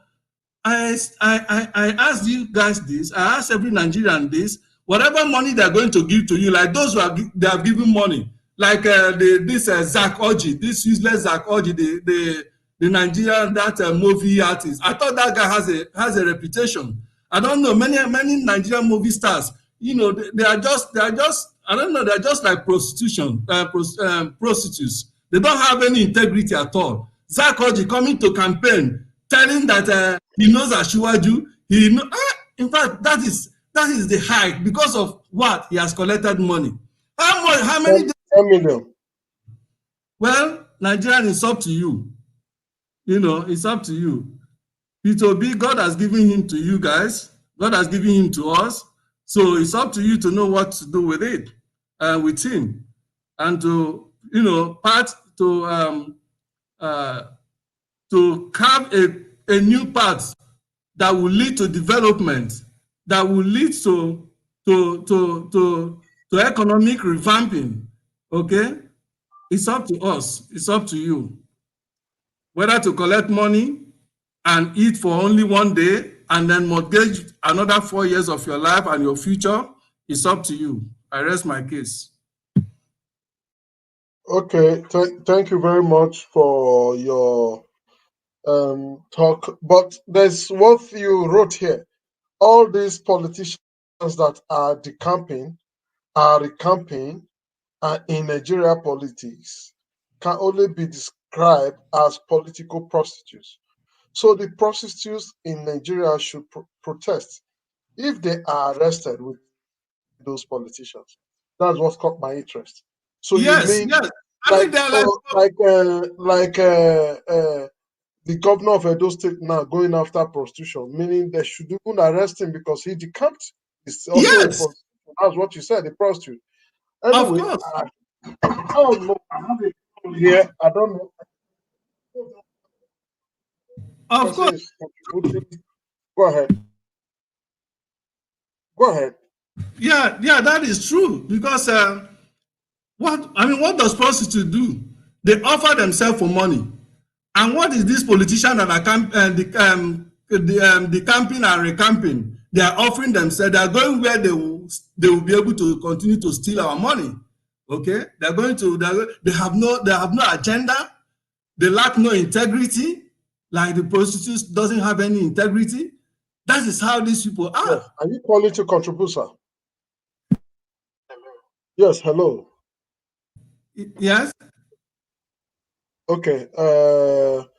I'll call you back. I'm online right now. I'm on live broadcast. I'll call you back. So I think it's time for let me give it to is Collins ready? Is Collins ready with us? No, Collins is not ready. Okay. It's like Collins is not ready. Is Benga ready with us? Mr. Benga. Mr. Benga seems to not to be ready. Everybody is just here, but seems they are not close to their Davos. Where have you people gone to? Open and never go collect money for Tinubu handle. But let me can I ask a question, please? That's You can go ahead. the question I want to ask is I don't know because sometimes I'm not always current these days in terms of at least for the past 1 week. I don't know. Has Tinubu granted any interview since he became the presidential candidate of APC? Well, since to the best of my knowledge, Tinubu has not granted any responsible interview. But he has been going around. When I use the word responsible, that meaning going to respecting an invite from any of the mainstream medias. It's exactly. You see, Even comrade, you know what? Just 1 minute, please. You know why I ask? I ask because I read somewhere that Nigerian Bar Association, at least these are learned, the way they call themselves, they are learned Yeah, people. I said it just now, before you came up. They invited Tinubu, Atiku, Peter Obi, and the rest host of them. But nobody went apart from two people are only signify interest, Atiku and Peter Obi. So, and this is happening in Tinubu's backyard in Lagos. I think they said Because they have sued him. They have sued him, for his inconsistency in his birth certificate it's an and inconsistency in what, please? in his birth certificate and his as well. You Rishi, know, Rishi. you know. Honestly, it's because we're in Nigeria. You know that in an advanced country, that alone is enough to disqualify that. In fact, he Is can't even an ex-convict. it? Well, He can't even come out. It's true. thank God you said it's because we're in Nigeria. Because It's true. It's because we're in normally Nigeria. Sir, you just said it all. It's true. It's true. If You see, not because whenever he goes out and they ask him question, watch, people behind him will tell him not to answer. That is what I have observed that a number of times. They will tell he him has not to nothing, answer. The person he has asking not, journalists, stop. he has nothing to say, sir. He's not gonna. He has nothing to say. It's not about the people behind him. It's about him. Yeah. He's the one that wants to lead us. It's not Mhm. about the people behind him. He's the one that wants to lead us, and he has nothing to say than to tell us that he's going to feed us with cassava and agbado. And Agbado. And he's very incoherent. His sickness is getting worse and worse. He's He has nothing to say that to tell us that we have to spread the tax nets of the country, capture everybody into the everybody. into the cash tax net. He's talking about money, how to get money. Get money, exactly. When you get these people into the tax net, it doesn't mean they need to pay cash Guess immediately. what? We In can one give of them his credit facility. That is, him now has money uh, to credit them. exactly. In one of his interview, he said one of his economic policy is that he will decrease the purchasing power, decrease purchasing power of the people, You know, and, you, you know, then he want you to know, increase their tax. Is that you know, not what evil? Every I country, ha- every president of any country always work hard to empower their people economically, to increase their purchasing power, because they know when the people has more purchasing power, the economy becomes vibrant, and then they will contribute the tax and other areas in the development of the country. But Tinubu, his economic policy, as we know it today, is two things: to decrease the purchasing power of Nigeria and to increase their tax. This is his so far economic policy of Nigeria. So it's up to you, Nigerians. you Yes, see, it's up to what you, really, Nigerians. you see, Sam, what really is you want to surprising. say something? Uh, okay, Okay, yes, go I ahead. said what really is surprising or irritating about all this is that now we are talking of at the initially people are saying what is Tinubu's real name? Was it the name he answered at Chicago, or the name he answered at Mobile, or the one he answered while as governor? Which one is the real name? When was he born? What is his real age? Has he got any certificate? You cannot, in 1999, swear affidavit that you attended the Richard Daly College in Chicago, and then all those government college in Ibadan, St. John was Royola in Lagos Island. Then probably 20 years later or 9 or over 10 years later, you now tell us that those things does no longer exist. Now, so people are also asking, with all this, everything is fake or forged. Even your age is forged to sort of deflate That is the to thing. deflate He this has idea that or integrity. to counter the idea of a Muslim ticket. You, if you had gone to a church or a congregation, I mean, there are Pentecostal churches everywhere, Christian churches anywhere.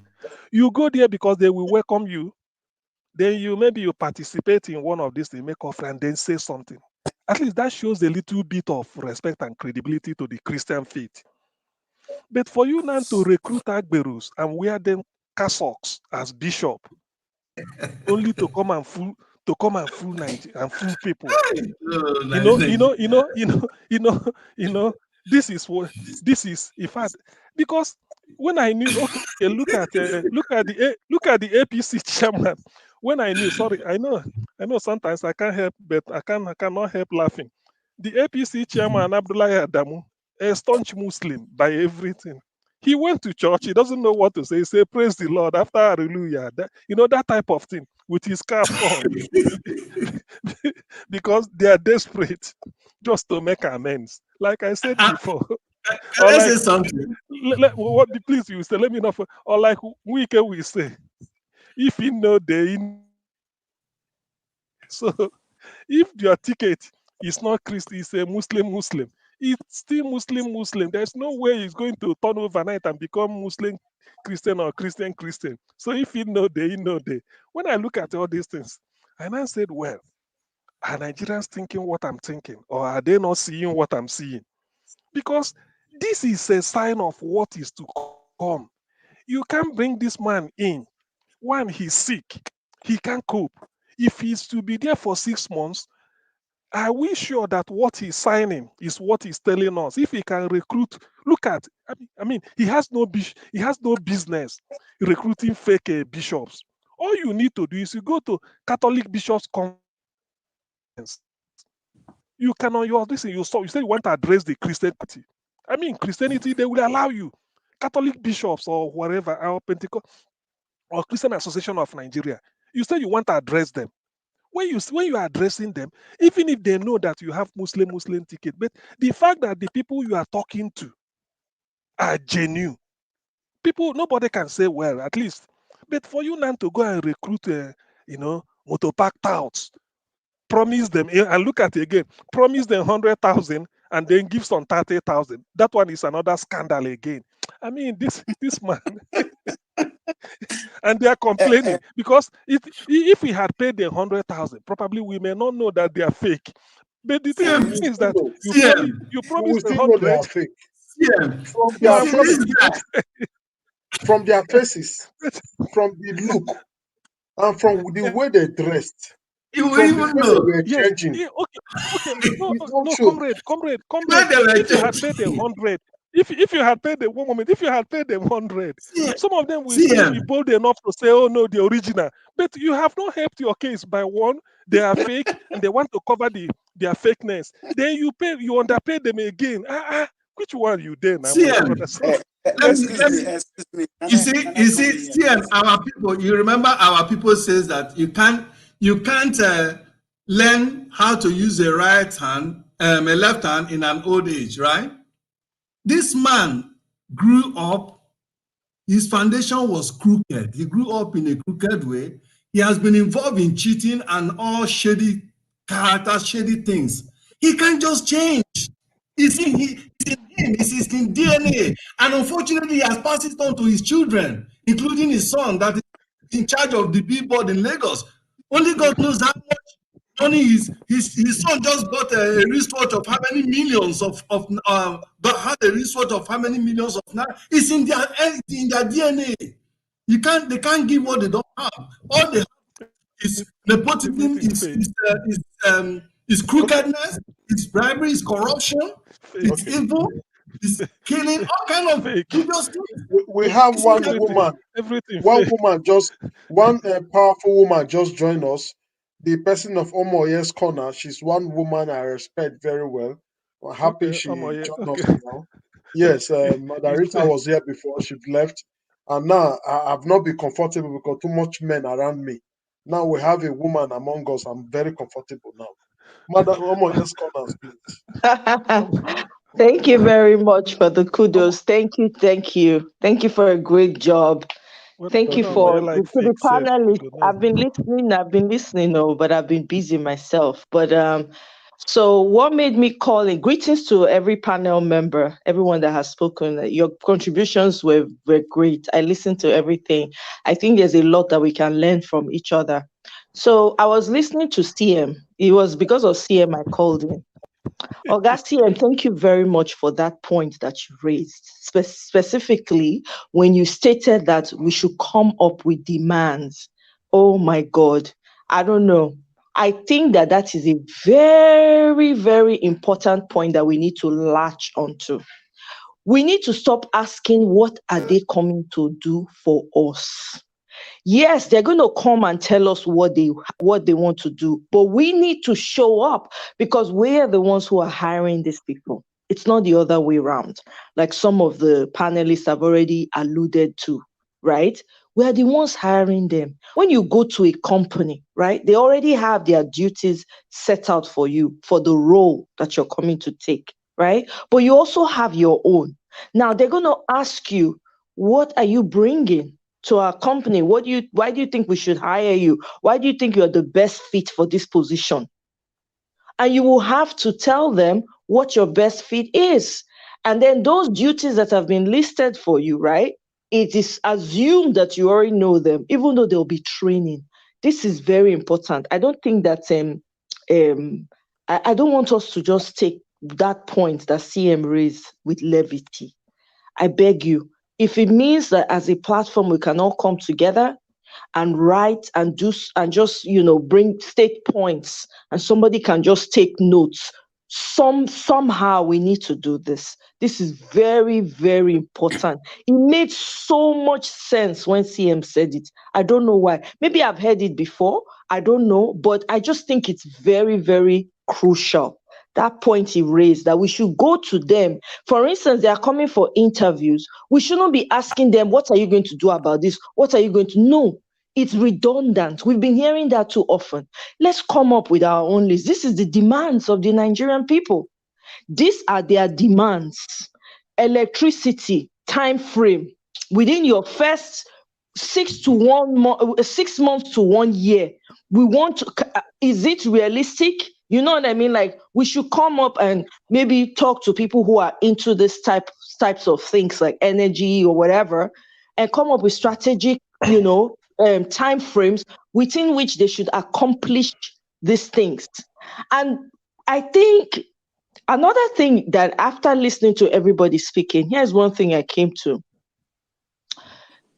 It's a game changer right now. We've gotten to a point where, whether they want to believe it or not, election and the way it is done in Nigeria, it's forever changed. Because people now understand the power of their vote. I know it's been a slow process, but I see it happening. Okay, so that means that whoever comes in, for me, I know it's Peter Obi. I don't even need to crack my brain too much. I know, I already see him there in that Oval Office. Now, once he enters, he says, okay, electricity is 2 years, we'll be able to do it. 2 years back, we are shouting, Oga, you said 2 years, come and give us updates. What happened?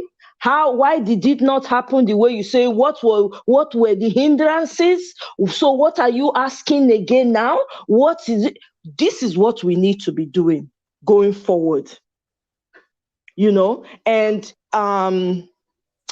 I'm sorry if I haven't made any point on what was shared before. I can't remember them now. I'm sorry. So if you can just refresh my memory really quickly. That's why I'm here. I'm here to refresh our memories. Thank you. I want to refresh and keep quiet and start listening to you. Yes, we started with Dino Malaye, rejoicing that he's happy that he's been given the office of the DG campaign for Atiku. That he promised he will not let Atiku PDP down and so on. That there's nothing for but followers. That is Tinubu. That's what he said in this video. Then after this video, we read the article of Wike meeting Atiku. Wike confronting Atiku in that meeting, asking Atiku so many questions that everything has been negative things he's been saying about him. That if Wike, has ever asked him for money to support him. According to what we read, Atiku did not answer, which means no. He also asked Atiku, did I ask you to give me commissioner for petroleum as being speculated? Atiku did not answer. And several other questions that he asked Atiku in that meeting, but Atiku did not answer none. What meeting is this now? Is it the same meeting, the same interview, or did Atiku do another? This is not an interview. This is a recent meeting between the member of PDP, Wike, Atiku, and few member of PDP. Okay. Wike have not been able to meet with Atiku. All this while they've been trying to meet when they have their disagreement. And all this while Atiku and Wike have been, especially Atiku camp, have been saying a lot about Wike. Even Wike too, have been saying that he will say something very soon, that everything they are saying about him is not true. But just recently, him and Atiku met on a meeting, and Wike became confrontational, asking Atiku most of these questions. Then after which, there's this news that broke out that say, with or without Wike, PDP will win the election. That was on one hand. After that, we went to play a video from the Arise TV where Ruben Abati, Rufai, and others also comment and spoke about the same Wike and Atiku matters. With their view, they said it's a political matter, it's a family matter, that they're all the same. That Wike promised not to meet with Atiku, but eventually he has gone to meet Atiku. That nobody should believe those politicians that they are fighting for their pocket. That Wike is not actually fighting for the people, he's fighting for his pocket. This were the analysis from the Arise television. They went ahead now, digress a little, to talk about Tinubu trying to be very smart by taking a Christian to front his DG campaign, and not just picking a Christian to want to balance it with gender equality. He also went ahead to pick a woman, a very respectable Christian woman that is a lawyer and very outspoken, to also be in the train, which means he knows what he's doing. He has taken Muslim ticket. He's now coming to settle down with Christian campaign team to campaign for Muslims. So they went ahead to say this man know what he's doing. He's a very smart man, that he actually know what he's doing. So these were some of the video. Then we went to play the video of this activist Ade Jola. I don't really know her name. The activist that was said that initially she's a very recognized activist. She was among the NSAS organizers, and people now accused her of being biased. But after the answers that she's now supporting Tinubu. But I personally watched that video, the first video she did. She did not, people misunderstood statements. A lot of people, I don't want to use very bad language. They don't understand languages, and they don't grab on time. We are talking of cognitive efficiency. You need to look at the content and get the conclusion. You don't just use what is said and pick it on it like a crocodile. No, because on that her video, let me break it down. If you have not watched it, she made mention of so many things Tinubu has done, so many bad things he's good at. And I said, we know that he's this kind of person. Should we give him the position of leadership? After enumerating good and evil of him. Now, people took it as a supported Tinubu. That video clearly shows that, says that this kind of person that have been doing all this kind of thing, now it's not left for you people to divide. So some people just say, he's not supporting Tinubu. So the woman that came out on channel television to clear herself that she was sarcastic on her video. She broke it down and said so many evil things about this same person and left it for Nigeria. Is this kind of person you people want as president? That she was surprised that a lot of few people anyway, among her followers, like quarter, she lose quarter. Those quarter were claiming that. You see, education is very key, and understanding languages is also very key. It's not about just listening and taking decision the way you think. You must follow the content. They misunderstood her, and it became a problem for her. So she now came up to say, look, I did not say I cannot even support Tinubu. So these were the videos we play. So you can take it up. Okay. All right. On the last point there, you're talking about Dayton, right? Just a Yes. Dayton. Yeah. Yeah. So I listened to her video. I mean, people that are making a noise out of what she said, they intentionally want to misinterpret her. That's just a fact. They just intentionally want to misinterpret what she had to say, because she's been singing for a long time that nobody should vote for that man. She's been singing it. And every time she does videos, like especially the last one, she was speaking a lot of parables and she was laying out everything that he's done that has been terrible. So anybody that looks at that message and takes it and runs and says, oh yes, that means she's campaigning, they intentionally want to misinterpret what she's saying. So No, madam, I don't think they intentionally. I'm sorry.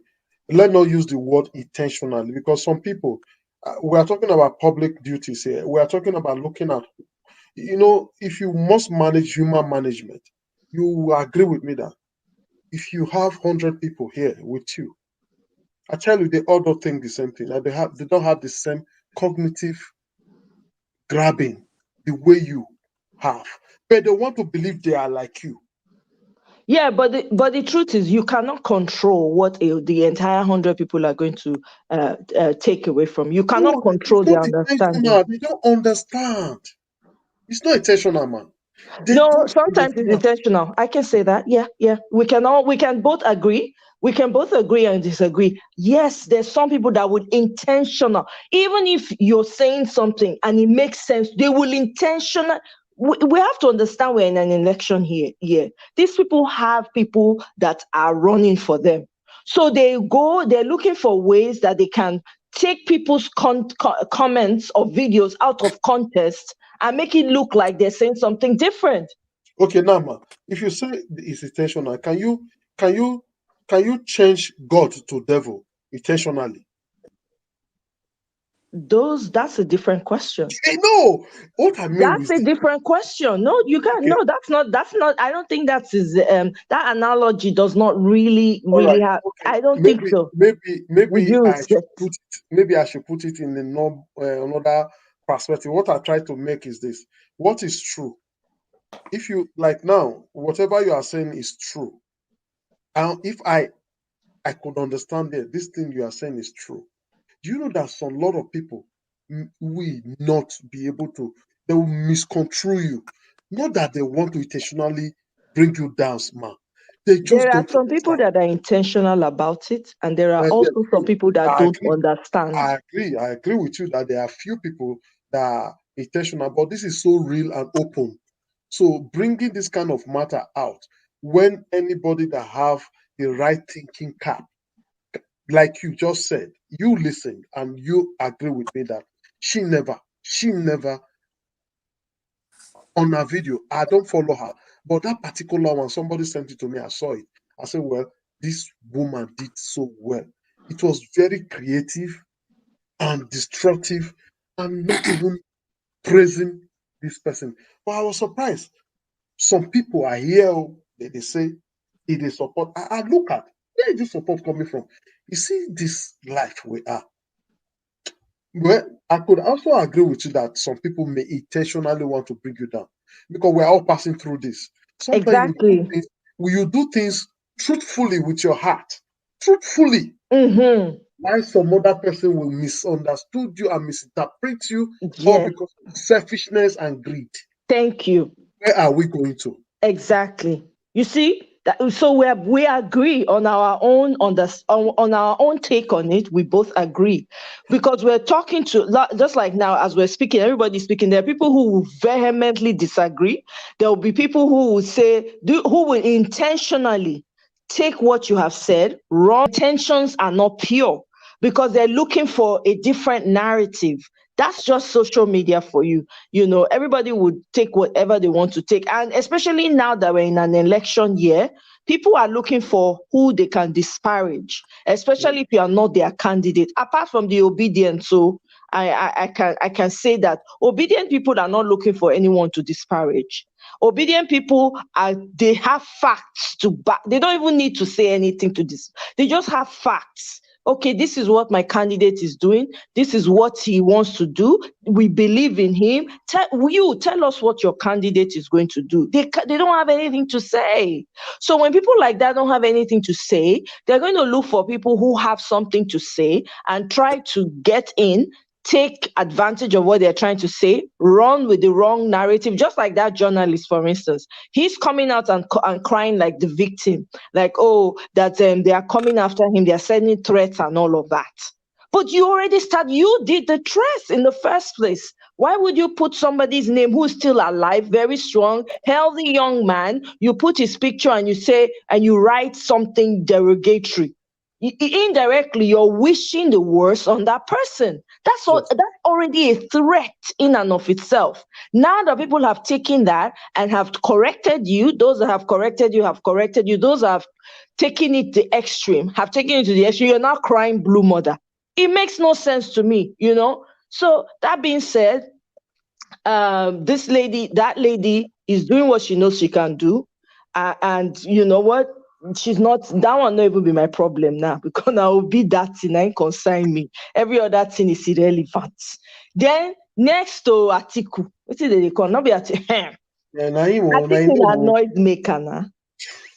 Now today we know Atiku. I say Atiku. Sorry, I was going to say Dino Melaye. Dino Melaye na noise maker. All he does is make noise. Somebody called him a comedian. He really is. I think he should quit that job, quit his day job, and start a comedy and start doing stand-up comedy. That's what suits him. That man is not a serious man. I can't even believe that man is a minister or a senator. I cannot for the life of me, because that guy has nothing to contribute apart from showing off on social media, showing off everything that he has. The reason why they gave it to him is because he's spoken loudly. And he's not even representing his candidate very well.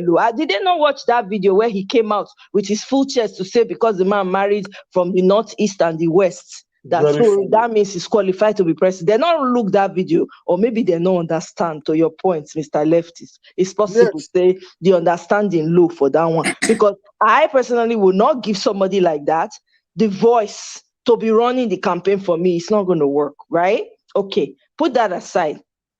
Atiku and Wike, I personally am disappointed in Wike. I'm sorry. I think I heard somebody say that he should have left when the applause was loudest.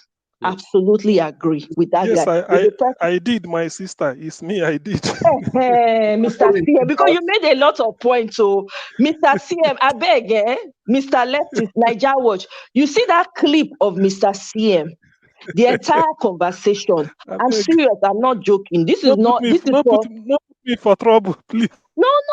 It's not about trouble, though. You don't understand. The statements you made, they're very impactful. It's not about trouble. You know what I mean? It's very impactful when you make comments that are impactful, right? A lot of people need to hear that, so that it will go into their mind. So whatever people need to come together and create, they can create, right? I agree with CM on that. When Wike should have left when the applause was loudest. You see that first time when they don't take Joam anyhow, now if they don't turn him back on them. With all the resources when he gets, with the foot soldiers when he gets, if for sure these people say power pass power. He didn't do it. Now he's got person when he say no will go, I won't go and meet him. He has to come. They speak plenty parable with dark sunglasses in the daytime. They come camera, come they talk. He don't go meet them, they don't go talk for back door. If they turn around and deal with him, guess what? Who's going to lose? Naim. He's already lost. The fact that he even had he even brought himself down to go back and start renegotiating with them is just a waste of time, I tell you. Because clearly, somebody has said on this platform before, there's no honor among thieves. It's true. They will just find ways, loopholes to deal with that man. I don't know what his intention. I don't know what. Clearly, his intentions are not for the people. You know, the intentions are for private benefits, for his own benefit and the benefit of his friends. If your benefit is only for you and your friends, then you are not a nationalist. You don't believe in you don't believe in the Nigeria for everybody. You only believe in the Nigeria for yourself because of your power, and from a few for a few of your friends. That's all. So if I hope that Nigerians are thinking and are opening their mind to understand that these people don't really care about us. They only care about their pockets. Clearly, it is obvious, it is night and day right now that these people only care about their pockets. Because if that was not the case, Wike would not have gone back to PDP. Atiti as he do gra comot, you know, go come back. He do gra comot, go do media. I will tell. When it's time, I will talk. Give me 2 days, give me 2 months. Now every day so. To show you, say these people, nothing. Mona forget them. Now the same thing that we go see. The same thing when we see the last 8 months, multiply them by 1,000. Now we go see. Leave these other people coming. Now, going to Tinubu, whether Tinubu like, make it hire bishop, the holiest of the bishop, and make it be woman, make it give an DG position, make it, no change nada. Those people are just scrambling. They're just trying to find what to do to appease the people in any which way. And you know the sad part? They're only appealing to a certain group of people. If nobody else don't think, me don't think. These people are only appealing. Tinubu is trying to clamor for the tribal sentiments of the Yoruba people. And in Shetima is Fulani. And they are only trying to make it, so that, and then they can't put that woman for there so that it will be like say generally, but guess what? It's not going to work. It's not going to erase the damage that has been done for the past 8 years. It's not going to erase the fact that the man is not fit for office. He's too old. He should be with his grandchildren or resting. He cannot hold a cup of water. Is this somebody that cannot hold a cup of water that will come and run an office for us? He can't even have a vision. I'm not an ageist, but there are agists with visions and there are agists with no vision. This one falls into the category of those that do not have visions. And somebody said it's already in their DNA. These things is going to, their children are already exhibiting the traits of it. Why would we want to allow such a man to come in? Are Nigerians happy with the level of insecurity and threats to their lives and their property right now? Are they pleased? Is the same people that are perpetrating these crimes that are now trying to come into office? Anybody with a thinking brain, with good eyes to see, and ears to hear, ought to know that that's a no-go area. That is a no-go. So it does not matter whether he likes, let him go and bring the purest of the pure. And it does not remove anything. Any intelligent woman, you say the woman is intelligent, I doubt it. Because anybody who's lived in Nigeria and who's seen the suffering, you don't even need to go into ghettos to see the suffering. It starts from when you land Nigeria from the airport. You already see the suffering on the faces of people. So I don't understand any woman who would accept a position in such a decadent party with no morals and no values for the lives of people, to accept a position from that party. You have dented your name forever for joining yourself to a party that has not done anything for anyone, that has brought destruction upon its own people. You join. What will we say it is? Is it anywhere beleface? That means that you have collected something and you are anticipating to get more when you get in. So English does not mean anything. Nobody should be carried away by anybody's diction or how they speak their grammar. Grammar no help nobody. Now grammar they take collects all una finest jewelry, finest minerals from the same Africa. Now the same grammar. So person come, and we have to understand that the fact that people have been well studied, they've been well read, they don't go school for a year, go all the masters from Harvard, whatever, all they name them. Their brains, some of them, their brains don't belong to you. They don't think like an African person. They don't have any empathy for Africans. So when they come there and they put them in position and they are speaking English and they have diction, you think they care for you. They don't give a hoot about you. Matter of fact, they are coming to take their own piece of the national cake and walk away so that they can go line the pockets of their Oyibo people. That's what they do. So let's not be carried or dissuaded by anybody's grammar, no drum. Now, who go solve the problem now? Me, I no care who did that position. Make the person no even sabi speak English. I prefer. You see, hospital be so. Make it. I go prefer make it they speak Igbo. Make they carry interpreter give them. I'm telling you the truth. Let him be the original. He go speak Igbo. They go put interpreter. Interpreter go to interpret English for those who want hear English. I'm telling you the fact, because this is done with. This is over.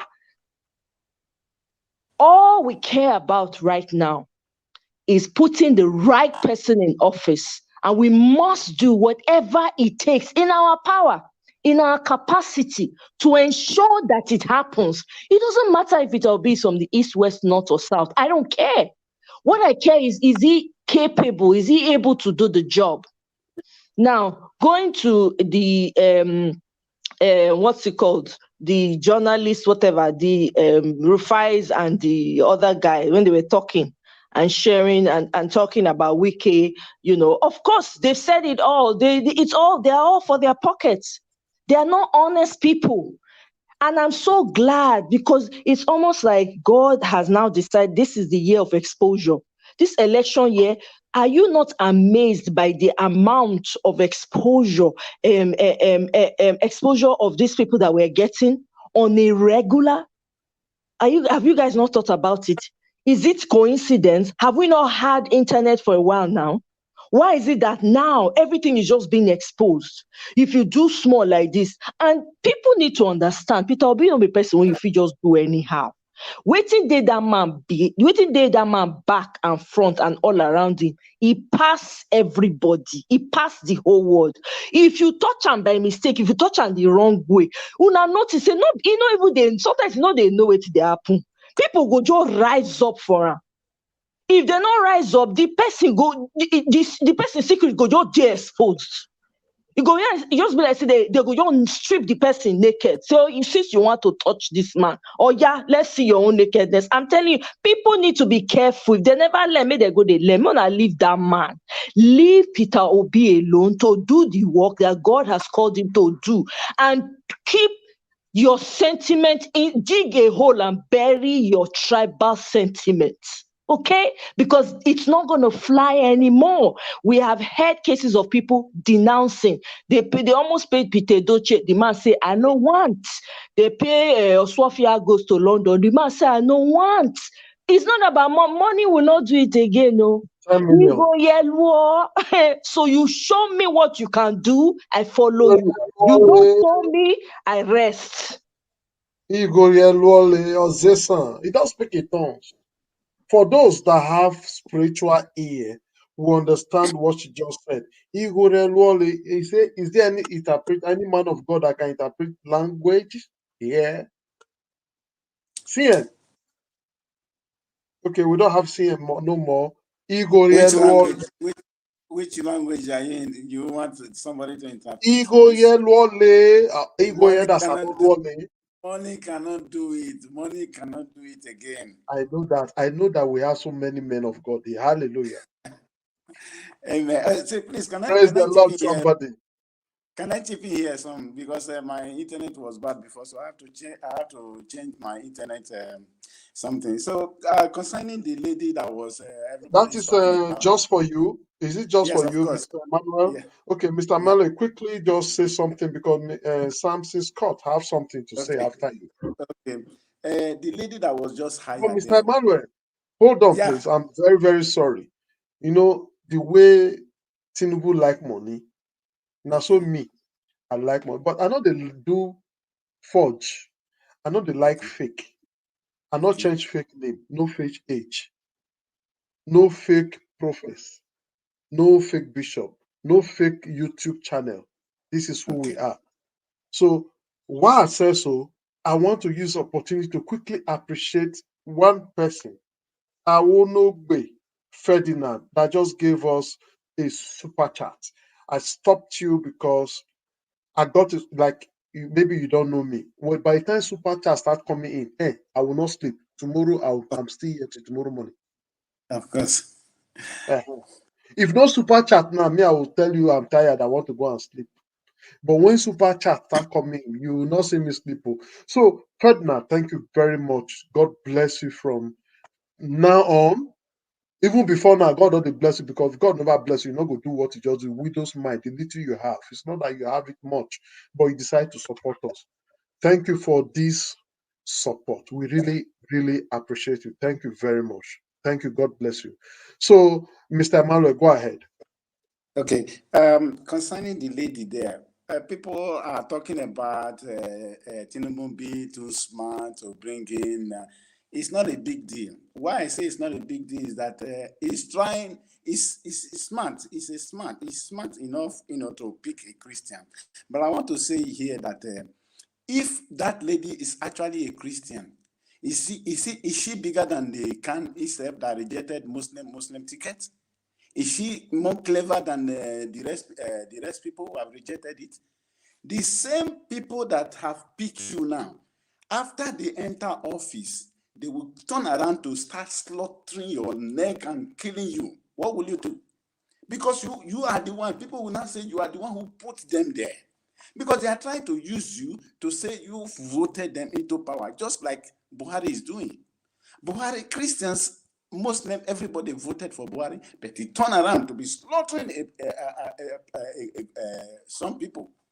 I am not for people, but I'm for everybody. That was his words. But is it what he's doing to them? So that lady, I will say categorically clear that if you are a Christian, you are not supposed to support evil. Because everybody we are still seeing what APC is doing in the life of everybody in that nation. So you being a Christian, you will not participate, to be part of people slaughtering people. And when you know Muslim ticket, you know why people are kicking against it. Muslim Christian, now look at what is happening. Left alone Muslim ticket. When they are deliberating, when they make meeting, who will dare to say no? Let us do it this way. Nobody. Only God knows what they are planning. So you now surrender yourself to be used against your faith. There are churches that are preaching that you defend your faith. Now you are coming to say, no, don't defend your faith. That woman has already betrayed God. I'm saying the truth. She has betrayed her faith. Because as a Christian, you have seen what Christianity have suffered in Nigeria. You have seen what people are saying that they are trying to Islamize Nigeria. And you see the movement, Muslim ticket, and they say no Christian is capable. And you are coming now and say you are coming out to campaign for them. It's not you making a part of the government. You are campaigning for them. There is a difference between being part of the government or campaigning or bringing somebody into the picture. You are trying to bring them to rule over you, to kill you, to turn around against you.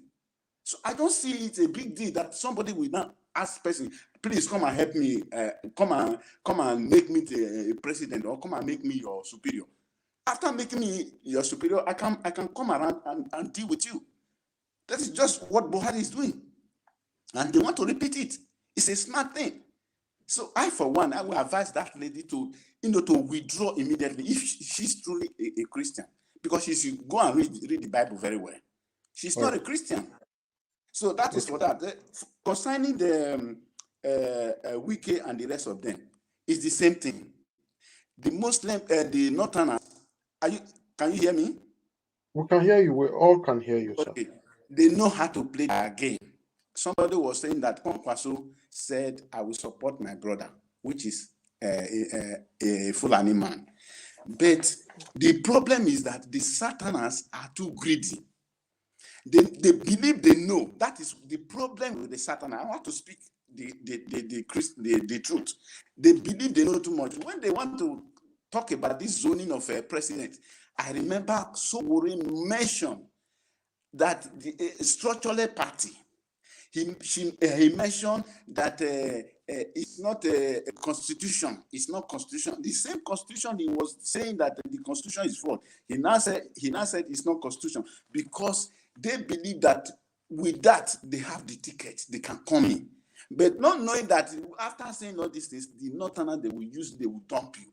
Wike was thinking that there was not going to be any other person, only him. So not realizing that these people, they have their own way of playing. Northerners, they are not selfish. When it comes in terms of politics, they are not selfish. One person can decide to step aside. It was okay, let me step aside for that person. But the South will not do that. So the selfishness of the South is what is troubling Wike. Wike is very selfish. It's very selfish. Because if it's not selfish, you know that you are going to be used like Amechi. Where is Amechi today? Where are those people? Like Dino Melaye, we are talking about Dino Melaye. That one is a drama. He's just, I don't know how to describe him because everybody know how he fleet his fleet of cars that he has. He's trying to tell the people that he's very rich. He's not thinking about any other person. He's thinking about his pocket. So Dino Melaye is not helping anybody because Dino Melaye is himself is supposed to be part of the youth that would have been part of this movement. If he really deserve Nigerian to work well, but himself is thinking about his pocket. Anyone working for APC or PDP, they are not planning for Nigerian well. Thank you very much. Thank you very much. Scott. Hello, Scott. Do we still have Scott here with us? See him. Oh, we have lost Scott. Yes, Scott was chatting me to say he has something very important to discuss apart from this topic, but I think I know what he's talking about. He wanted to talk about the Nigeria handicap that was murdered in the city of Italy, in the country in Italy. We had that, and it was very painful. Very painful.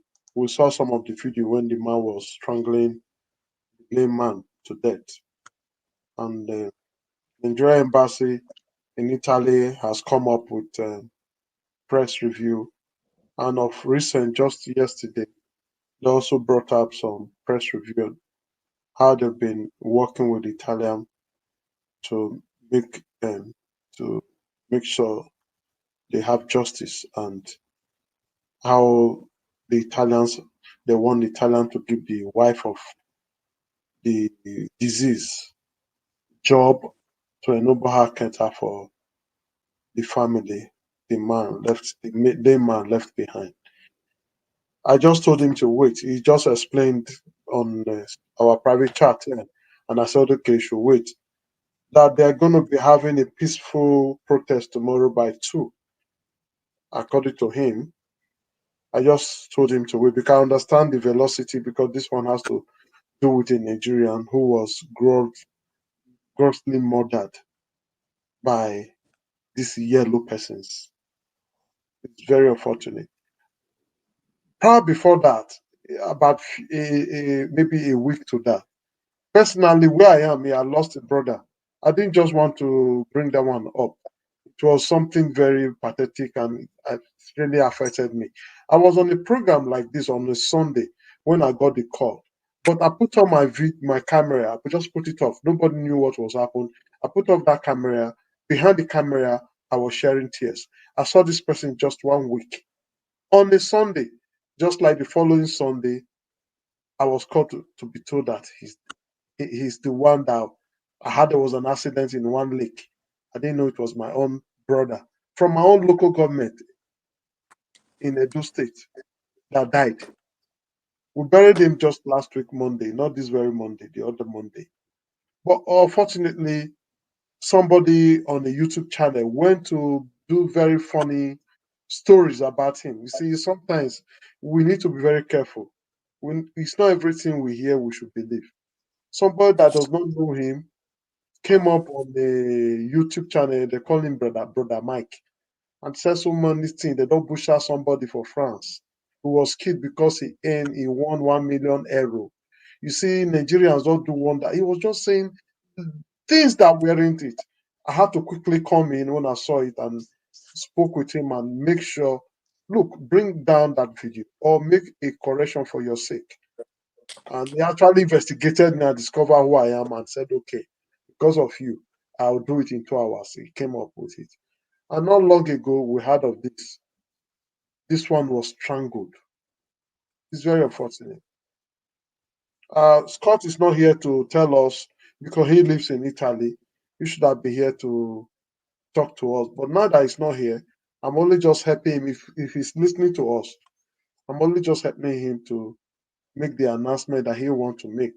That tomorrow there's going to be a peaceful demonstration, and I hope we could link up and go live with that peaceful demonstration. I will see what I can do about that. And apart from that, I know I will soon be rounding up. Since the issue of brother losing brother has just come in, I want to again use the opportunity to also announce that we lost a brother this morning again. We member of Edo Civil Society. We lost a brother, a strong and erudite comrade that has always been there. Few days, was it on Wednesday? They went to court on BDC issue. He was there, only for the announcement to come he died. We don't know. For now, I don't know what killed him, but it's very unfortunate that we lost a human rights activist, a very strong leftist, a erudite leftist, a gastical leftist that is always there. He is um, the coordinator of third, yes, the coordinator of third, what do you call it, study center. His name is Leftist Osaige Idehe Ogiage. So I just want to use the opportunity to say rest in peace. I don't know why this within these 2 weeks I've been having this issue of losing people that are very important to me. And these are very important person. That is two now. Though I don't know this Nigerian man so well, but as far as in Nigeria, I think we owe him the RIP. So I don't want to lose. I don't want to.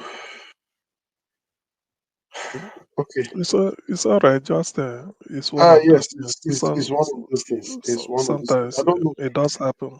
Yeah, There is I don't life. know.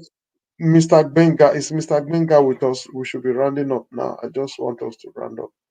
I don't know if Mr. Benga is back with us. Okay, if Mr. Benga is not You with know, us, Mr. you know. Benga says something. Mr. Benga, I'm talking about Mr. Benga. He's been here and it's not be okay. Maybe he has slept off. I don't think Tinubu has given him money. You Now sleep, know. now sleep with this one. Yes. You know what? One want to so that let's see now that Atiku appointed Dino Melaye Yes. as this as the spokes one of the spokes is he? Yes, one of the spokesperson for his campaign, I believe. Yes. Him and Daniel Boala. There's something I want us to note henceforth, or if you can go back to all the speeches Dino Melaye makes. There are phrases he uses and he will never fail it. I don't know how he conjures it. He will say, He's a comedian. He's working for his money. eh, Gino is a comedian. He's working for his money. Hello, you are hanging. Your network is hanging.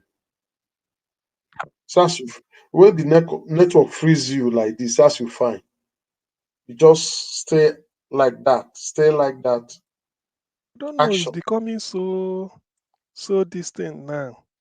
Mm, Oh, yes, I don't know why my network is playing up, but let me quickly say it. So you will hear from Dino anytime he's speaking, no matter whether he's on the bus stop or in a TV studio, or in the House of Senate when he was there. Intellectually mobile. Number two, financial scavengers. Number three, economic cankerworms. And number four, administratively sagacious. These four phrases, is, you will always hear it from Dino. No matter, even if he's describing a carousel in the market, intellectually mobile.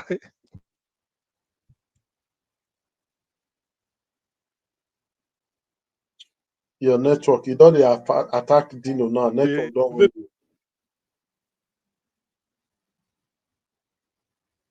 Okay. Your network is really not helping us. Let's go for it's a very, Mr. Emmanuel. Mr. Emmanuel, please. We want to round up now. Mr. Emmanuel, just in 2 minutes, round up with us.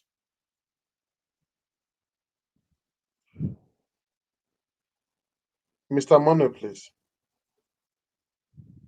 Okay. It's like Mr. Mano is having an audio problem. I can see he has unmuted himself, but we can't hear him. Can anybody hear him? No, nobody can Let hear me him see. at all. I think it's time Okay. for No, us. I can't hear him. He's speaking. I don't know. He unmuted himself, but I don't think he's speaking. Okay. CN, you're just in a minute. Round up with us, please. Okay, okay, okay. So what I'm trying to say is that there's no cause for there shouldn't be any cause for alarm because oh no, this thing has started. Because from the appointment made by the both parties so far, they are just there to, make noise. They are not genuine. That is one. We all know this. We are not genuine. Atiku, to me, as Atiku, the way I look at the man's character, he's going to loot Nigeria. So they should never even contemplate looking at him. By nature, he's crooked. Forget about all he became a money, he has money here, he has this, he built university, all he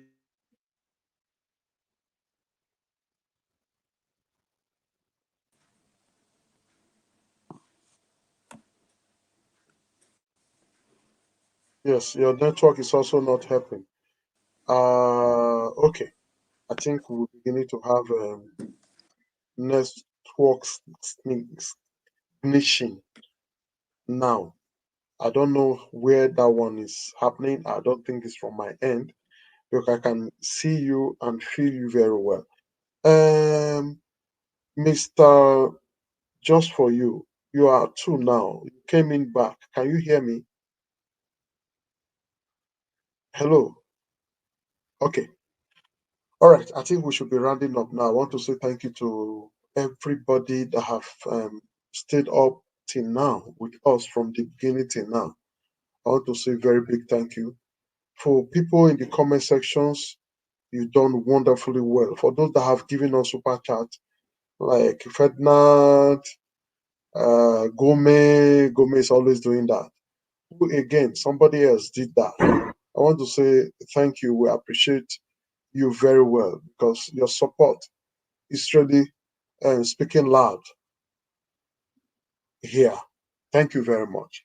And for the people that were able to join us today on the panel section, Benga Okudai, yes, Benga, you've been here. I've been calling you, but unfortunately, it's like you're having an issue with your problem. Madarita came, yes, Brother Nice came, but he never spoke. Mr. Mori did very well. Yes, Chooks, yeah, thank you very much. Van Maswell, you spoke and you left. Let them say thank you very much. Udoka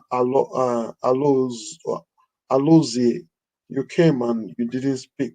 You left. Samson Scott, the man that I was really waiting for to address us because he told us something he wants to talk about, but he has left.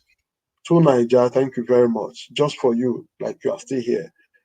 Thank you very much. James, Ibrahim, you came. Thank you very much. Charles, you came, but you didn't speak. You left. Thank you, CM. Thank you. RV Collins, thank you. Mr. Andrew, thank you. A1, thank you very much. You came, you didn't speak. Judan, the very funny man, thank you very much. Kintiabala, you came briefly, and before I could even introduce you, you left. But I just want you to know that we appreciate every one of you that came, whether you had the opportunity of speaking or you didn't speak at all. We are here because of you, and we will always be here because of you. As you keep supporting us, we want to say thank you very much. Mommy Diaspora, you've been mother at all time. You've been there. Who again has been there? Father Evangelist, yes, you've been there. I saw Ernest, Irene Finest, yes, thank you very much. You've been there. On that note, we want to say good night and goodbye. Tomorrow, just hook up with us. We may be broadcasting live. What is going to happen? I am not giving the assurance, but I will try to see how we can broadcast a peaceful protest on that, brother. Thank you very much, and God bless you all.